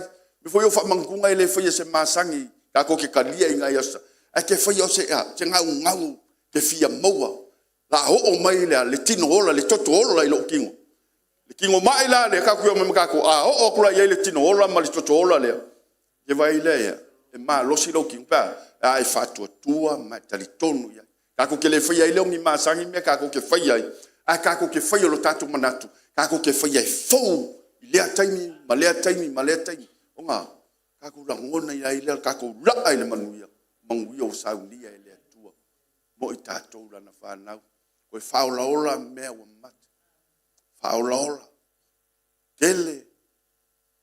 Mea wa umai e lea tua mo i kako. Whata pena i tātou. Ai ka kau kako ku mau, i le vine, Fime o le nei tausanga, o e fōi le mamalu mafuta o le atua, pa mai esua o nei o le vine moni, o le ala o le upumoni ma le ola, o au nei o le areto ola mai le langi, o au o le malamalama o le lalangi, o au o le whaitotoa mamoe. Yes. A o Yesu lea, wa o mai le whaalinga mo le kalesia nei, e tā pena e na ai tātou, o lana e kale. O le fisosoani fo lea mo tātou, le kalesia le atua, le kalesia e le atua. A o iaia se mea o tātou i loa, o a fia i lo tātou soifua ngei mea. E le kuai. Taino le whai o lo tātou filfilinga. Tātou te o ese mai mea i whasauina i lo tātou. E kakau on kako whia se filfilinga tonu. Kako ke salamo, whamai Yesu. Ai le salamo, ke laku e peo ngau. E alalanga maua i tātou peo ngau. Ponga, wakako le. Wakako whatanga ina pea mea ia o swai o tātou orang. Mena ngā renga maua tātou pēronga. A kako wola whataritari tātou wola mātala. O le ālawa re kaimia fio mai e leli. O mai o le iku waswa e le a kose asu. Mena kako ke le iloa le si 5 minu. O le itu waswa e ke le makalai. O ke alakua ia ke oi pēronga oi le po. Kako mātala. Au ngā i o fio ngā le atua. Pa malosi le tasi, whatu mau mea o le amamate. O le ase mea o e loa. O la kau whawaiwai alo o langa. Au auna i le atua. O lo kako whatalitali. Vei tātou o se kalesia whatalitali le toia fio mai o le li. Tātou whalongo le pou o le upo le atua le nei kalesia. E ala ilana au na tātou tamā. Hauso soani oka a fio ngā le atua. A tā pena lo tangata. So se taimi so se aso. Kai au a mamau ke le kai au. Au aso o makaimi kako ke maua. Ke whapea e lava oi ai le li. Amangalo au tamā. E isi, kei loa e oe, wha maulalo i lumo le tua i mea o haafia ai. Ia, e whai e sesi amatanga fau. Ia, le upu lea mo i tātou le nei yaso. Halleluja. Ia le atua. Tātou a inga le nei tai au. Ia, ono le suafo Yesu. Amene. Pati atu. Whaatea ia le ala te awa upo le tua le le tai au. Pati atu se ia lala i lalo.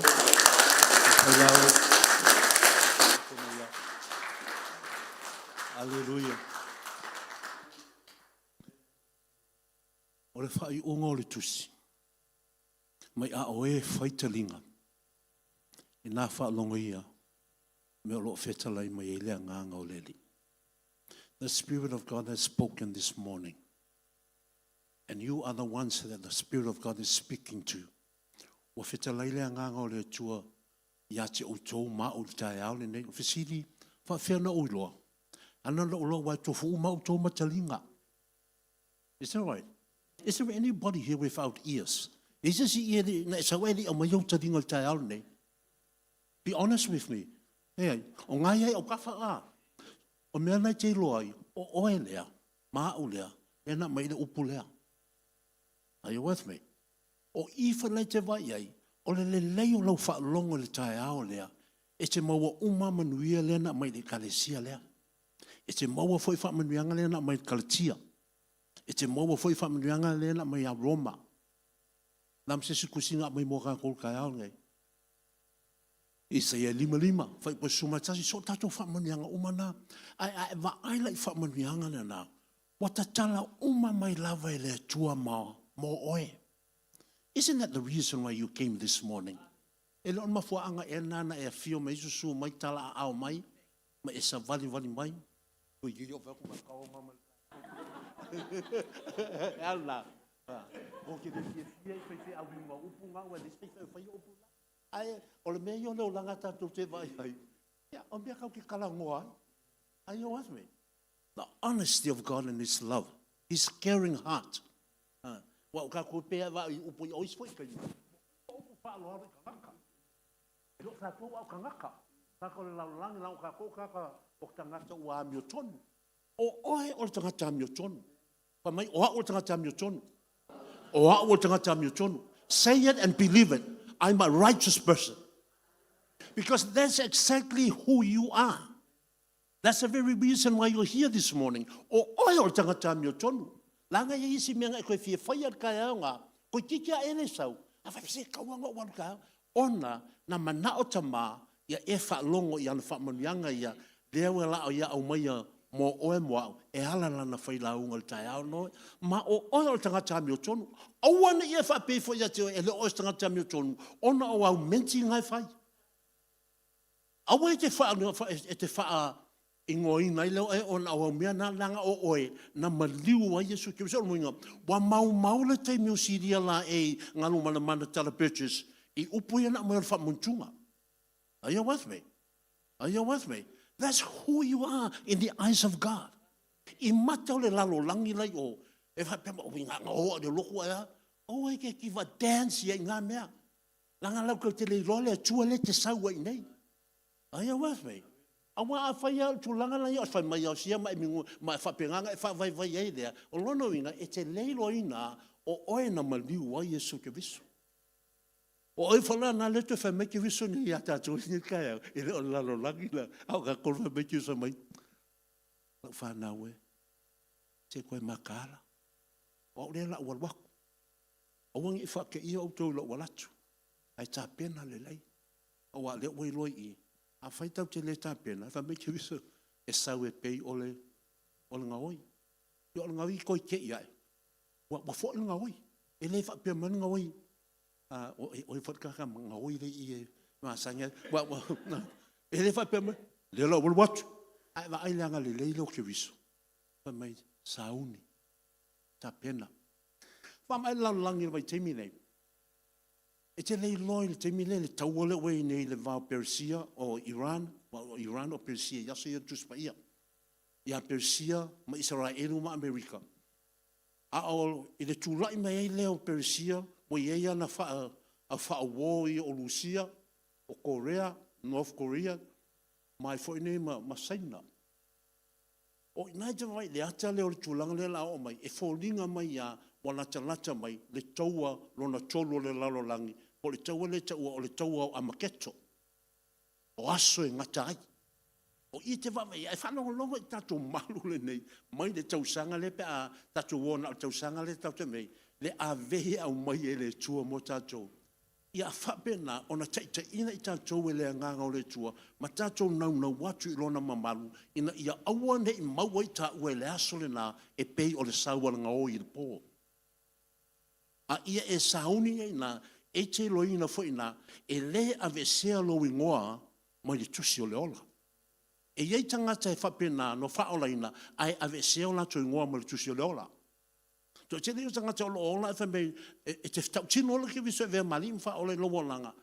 e leto e ave sea e se sea lo ingoa mai le tusi o le ola e se na o onga a wai te maua i le tusi lena a mai e fo inge pasta wha manuia mo tatou e nat fai upu nai ono ma mai e iai nei e to i titi o la tōna e sa wawali whaatasi mau i ofisina o te le ave e se ina fo'i o la tō ingoa malatusi romo leola whamai o te le ave e se ina o ingoa la tōna e leo tangata uma ai nao tangata ia O loo wha pena na tausi le upu lea. O ira te vai ai. A whain whain o wha o ngaina tā tōu ia. O nā tōu nyong le tangata tō i titi. A wai te roto i titi nā. Wai vai lai e lai le ai umangisi runga i o. O ko kere kaka kaunga kumu i ai. Ai le i o mai. Tato e whatasina. Kau se whatasina. Wawa ai a nganga wa o onga. Aua e te whatalele. Aua o te whatalele. Langa le whai mai wai. I o tātou mata. O le mata ala. E ke le so o makala. E ke makala I mea I e whetalai mai le nganga o le atua. Be alert to what the Lord is saying to us. Are you with me?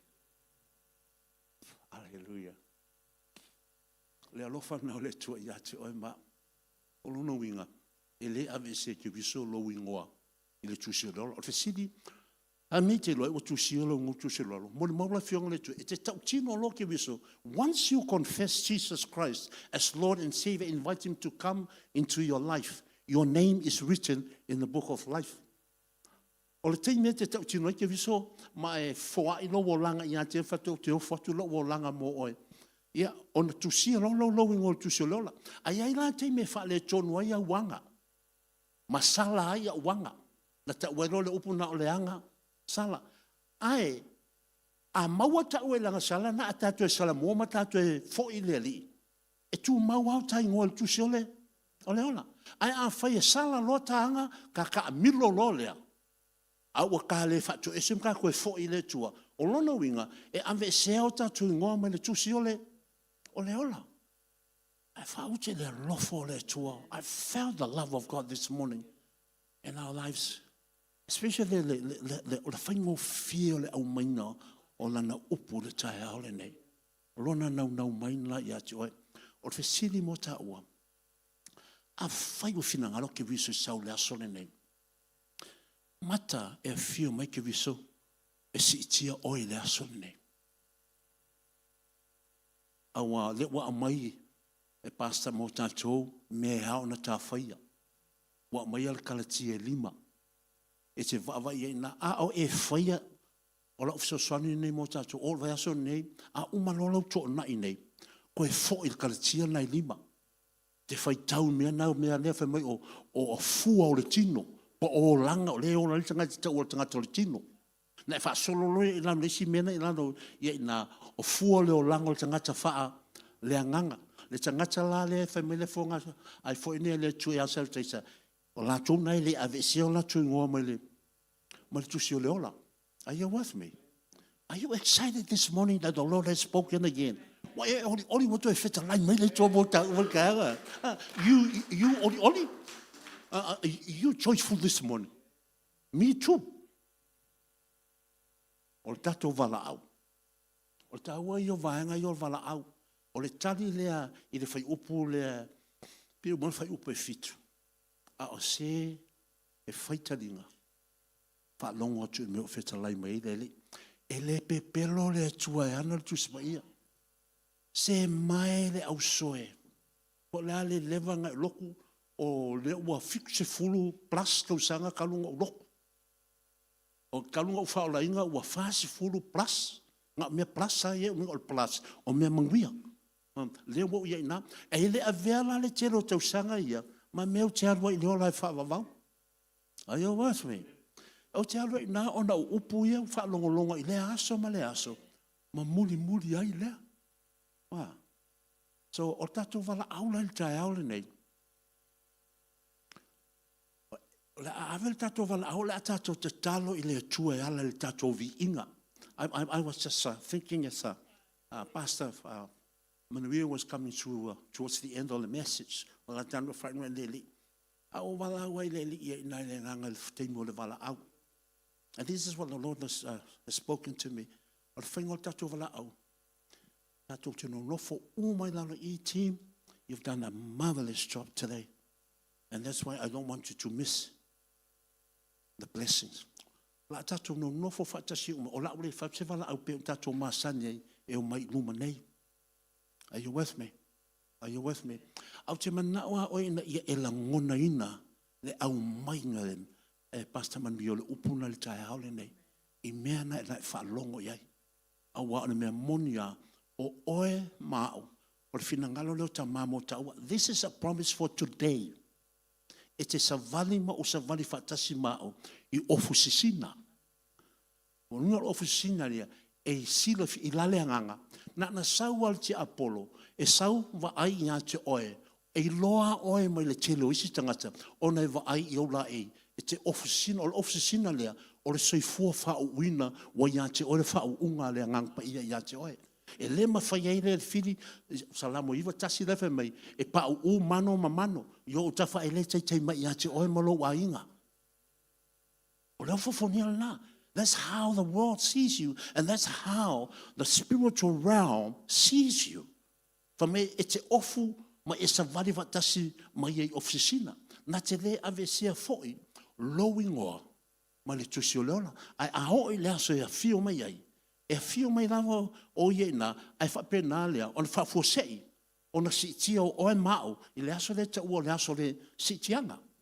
We would be raptured on that day, pe a whai o mai laso na, tatou te le fioti. Ai a o a whape uma laso nei, ai a e maliu tai au, o na mea monia, nga ngai maliu a kai au, ave le kala I o kou ainga, ai mai o kou ainga I o mai whau hoki, e vai ai lo tino. Al temina o oile tangata moni lea sa e whaalongolongo lea so nei I a fionga ia le tua mai sala moai e o mai angeru ave oe. Ave sao ane o whao. I want you to listen very carefully. O le tele wa o angava me uma tanu o tangata e tanu o tangata o no tangata le iei o le tangata tuai o le tangata ami o le tangata o le ele ele. Are you with me? O lo chino na whai ele tua ele ele male pala me whalanga a kangwai oe. Tamai o le fuefu ile ala fa uma mai o ko o le fuefu ile o le ele ile right o mela na fa uma lo e ka na ya lo le na o na to fo I le lo chino na ye I le pala me nga fa uma ye oe a o la le tangata le na fa longo le I le taiao na I le fa so mai a pasta le upu le o le aso na o ti po temina o ti na ave se ro manava o mai a angelu ave sa o le no fali o le tua. A hoole la so le sitianga le tutu mai ai. O oela mau, le famile fiona le tua. E mua ona tutu mai la tau na. Are you hearing? A o la tau la ye ola. A fa pela o la so sitianga. A ke ola ke ka fa no mo hili ma le pola angeru sile le tua, ma le alanga le angeru sile le tua. E fa fu se enta tutu. Ai se a langa le o tatu fa longo le upu la so nei, wa tatu matara. Ma wa tatu salamo mai ai mena on me monia ta te o le sitianga la so le nei ai fa fela la tone fioti la tola ia na fioti fa te tengo pasta lo fa le no ma tu dei ma sala ma lofi just to name a few ta vela tasina o la tola na e o mai fa tasi ma ke viso iao e mo sitianga la tola a wa vai fa putonga la mai wa fio mai o ia iao o anganga I o tangata ia ia na fioti ana fioti loa ave I le fatafata Abraham le ta ua para teiso. Are you with me? A wa o tira tanga fa me e hoki o ia ngo fo a minga la fa e ke hoki a ngo fo pal. A lo minga la ke o o alu lo nganga ile. A le winga ngawa onga e te oti le o lo nganga le tangata fa le nganga. O te me na mai angelu ave o te mau le Lucas fuma le ono. Are you with me? O le matango fia na le upule o le teimi nei o le teimi o tātou tue mātala. Ma tue whaia a tātou urua I ngā ruenga. Are you with me? E leise se vau ia ina, e momori ale fionga le tua ia, ai lunga o le tangata lava ia. So e whaalango lango e mea te taru tonu wai. A whaia o mai nei, le o tangata whiwhi whai tau tu spa ia. Sui lo wolanga. Sui o lo wolanga, velo wolanga se o langa whai tau tu spa ia. A wā a ele whai tau tu spa ia, e te seina o e isi tangata. E te seina fo o e whai whi au. Listen very carefully. If you're not somebody who loves to read the word, my word of encouragement for you, please get into the word of God now. Because that word will lead you into the glory of God. Because if you do not read the Bible, you will be misled by pastors and ministers. Are you with me? Are you with me? Wa ko ke le fo is fe au ke le me la ko ke le lo me fo nga e la ke mai me la tu te le lo no me fa long long is nga ta ai le yo lai. Are you with me? Are you with me? Hallelujah. What's a lovely word. So officially, where is our need to tell you to the tour del town? So they are there all the ma one there to finger town. Yeah, but you never know yet. It will also tell you to. But this is how we're going to do it here in our church. Those of you online, wherever you're sitting, wherever you're at right now, but when you're driving, don't do what we're going to do now. But just in your mind and in your spirit, just worship the Lord. Merela toi, la wala watu ya tatou te tūlai. A tatou tūlai. Tatou te pese ina, le pese lea. O le pese la mosa. Wa usa uola mai la mosa. Ele ave se si lo uola nga fa la mosa. Langa o ina, o le fa vai le o lo wai. Ai o te lea lu lo le vavong o la mosa do. O te halu ina, o no tuspa ia lea. Le fo e la unga John o la mosa. Are you with me? Ai na ele ola o mai tangata. O macho ainga le ainga la mosa. Ai le ola o mai o macho ainga ia ina. E tangata o macho ainga o lo ta lai fo ila fionga le tua o a fo ne o fi au sa mo la mosa. Ya a me ye lunga o tangata malanda foi talia. Are you with me? So ola la foi talia le nei aso lo fa longo ye. I le tusina ave ya sarataisa. Nai te rohe le alofa mo le tua mo tātou. Ave ese le ngō sarataisa. Ai tu i ai Emmanuel Christian Ministry Papatoetoe. O tātou le na. O le pese whai mai. Loa lofa le tuai. O te tangi nei i ai. Li walo mai a. Mai whaola i a tia. A mai upo pese ngana. I roi le nganga o le tangata na whaalongolongo le fionga le tua. No, a whai nei leo le nganga ma le loto. Te whaawai na lupu leo o le loto ua māsai sai. Na ua langona ina le whita lai e le tua. O na ua au maia lea o le wholasanga a tālai le tai ao le nere whamantunga le numero e si fulmal wha. Whaipa suma le tasi. A mai le tua ia mose.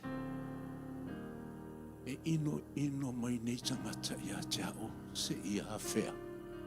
E ui le telo wawenga o ato wa ai iai.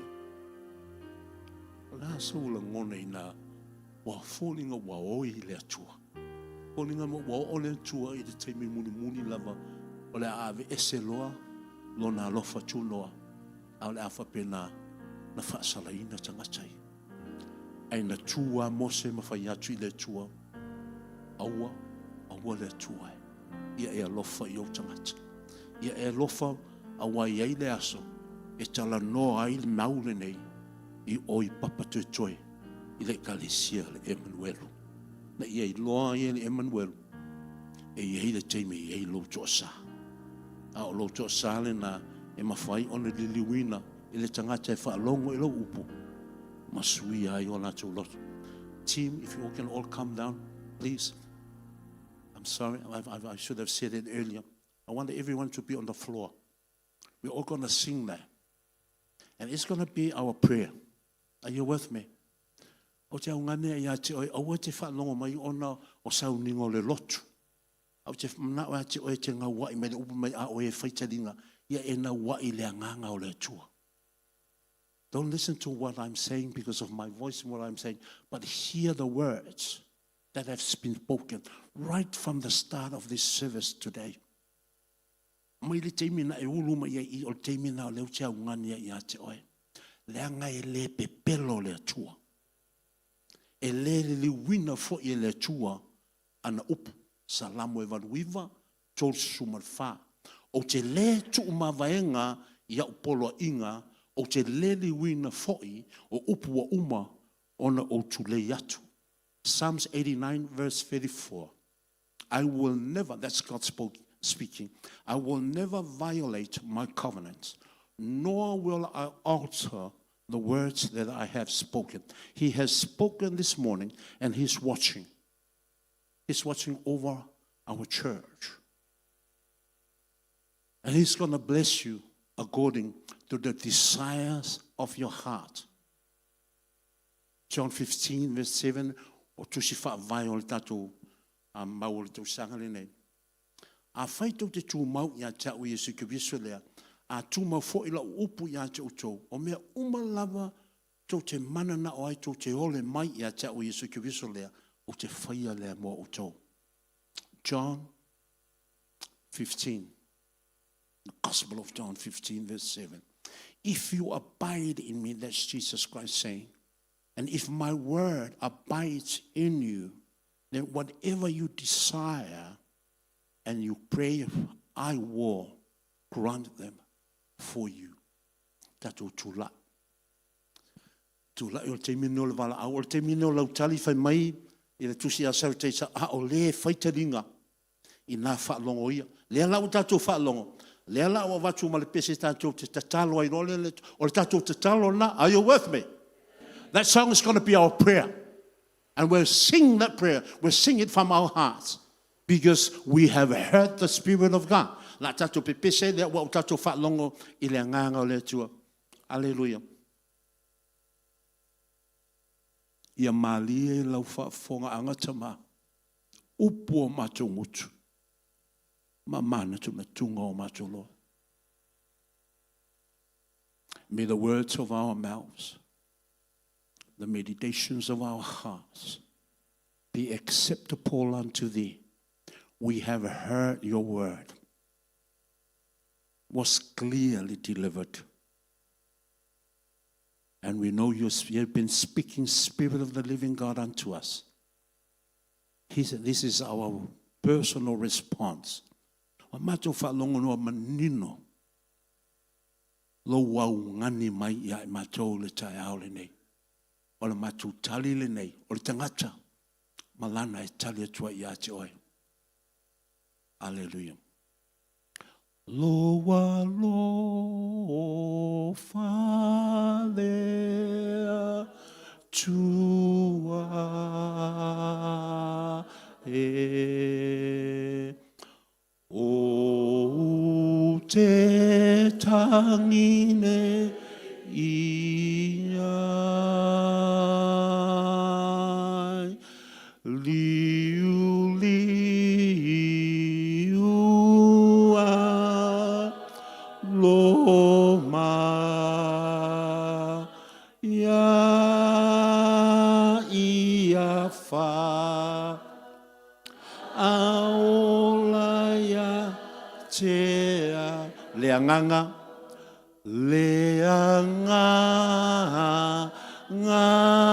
ma mana e fa ma la mama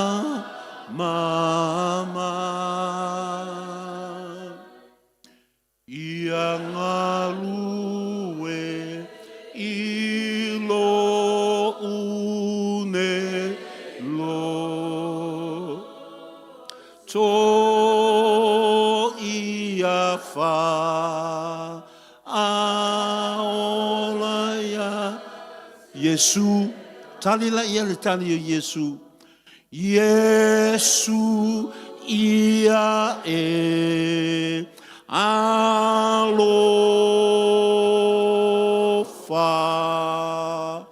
ina fa manga loma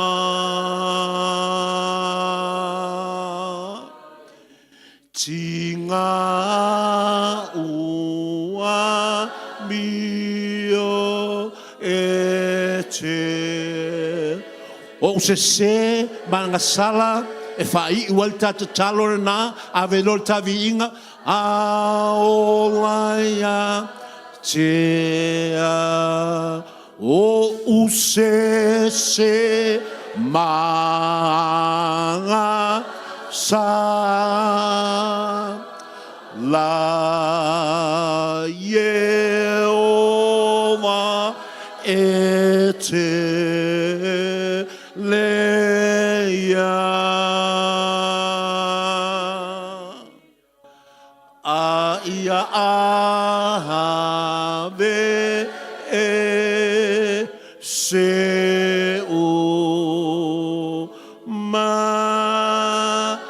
ia whawhetai la ia, wa ia whamangalo, wa ia ave ese ia wangasala, ma wangasala. Ave la ia lau whawhetai, ave lau whawhetai, ave lau whanetanga, ave lau I inga, o oe, o au o tangata wa whamangalo ina, o oe maa o tangata wa whanau whawina le tai au le nei.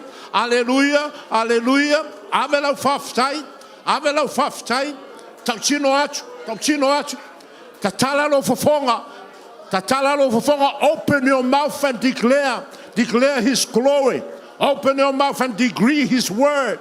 Yera mamanda da bahasha de haraketa manana, fafetai tama, fafetai yanga paia, vai fa malama ya matou le yasu. Hallelujah, hallelujah. Wai au mai fo ya matou, fa manuanga wai faia mo matou le asole ele ave se au matou ngoa. Wa uma untusia tu sama matou tau tinonga ile ola fa vau, matou te sava vali foi malawa fio. I ofisi sina a wawa matou falongo le tai ale nei wanga wai fo yo matou loto e na ia faia lo finangalo yo matou langa via oelo matou watua via oelo matou watua. Aleluia, aleluia, aleluia, aleluia, aleluia. Whaafetai usunat fei mua whaafetai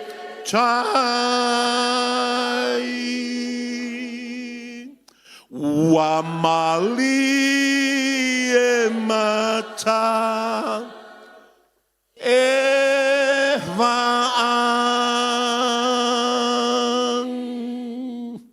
o ai e le tangata ua e amana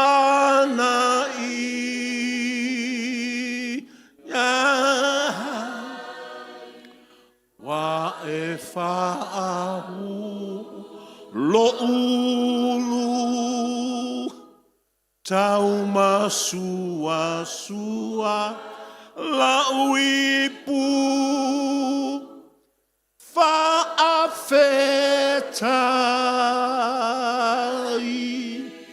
Yesu fa'afetai.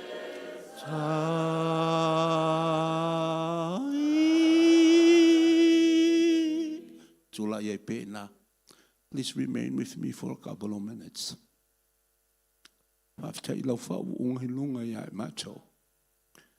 Thank you for the fresh anointing upon us. After loma natu mai ia macho I papatoetoe nei. Elenga te foi leo I latu umo macho pa anga mo lo osi taulanga mai elenga te le asole nei. But Father, we pray, any time and any day they come through this life, may they be blessed, may they be anointed once again to walk in your blessings. Hafte tele tama oi lava e whapenao na whalongo ma mai tauina ma mata mata I le nei sauninga a mata tu nei te I o le lumanai I ai lau whamanianga lea. Atu whamala ufui tama lau whamanianga I tō tino le matu I kalesi o le mwhaina matu wosi taulanga whatasi I le nei tai ao po le a lava le mafuanga. Manatua ia seu manu e li sala masarona ma le nofo ialo ia I lona tō wha moe moe. Ia la tō langona fo I lo mamalu ma lo matango fia ma lo matu watua. Aleluia. A o oe fo ia I le vi inga. Ma le wha manu ma le wha netanga. Tu maulau wha unga. I le mato e kale sia nei. Mata mai e na te ina le nei sauninga le nei aso. Le au fai pese o le au osi tau langa o vi inga. Te tai o le wha mantunga. Au na wha uino le upu ai maise mato le au osi tau langa le tai au le nei. Wha fitaita mai lou mana tuina. Ma lou nau mai. Ina ia matu iai wha tasima oe. I le nofoanga o e saunia. La mato te talo leo matato mal mato fafitai e ala suafa lo mato li fa o ki wiso malo soso me nga pa ia ai tatu ala langa fapeatu ni lu yo tafa fa te fa manu se au yo tafa na ala la mai le mamalo le tua va tu le mano le fongo le kalisia ia wa ia fa tu no ngam fofuanga mo tanto ni tai au haleluya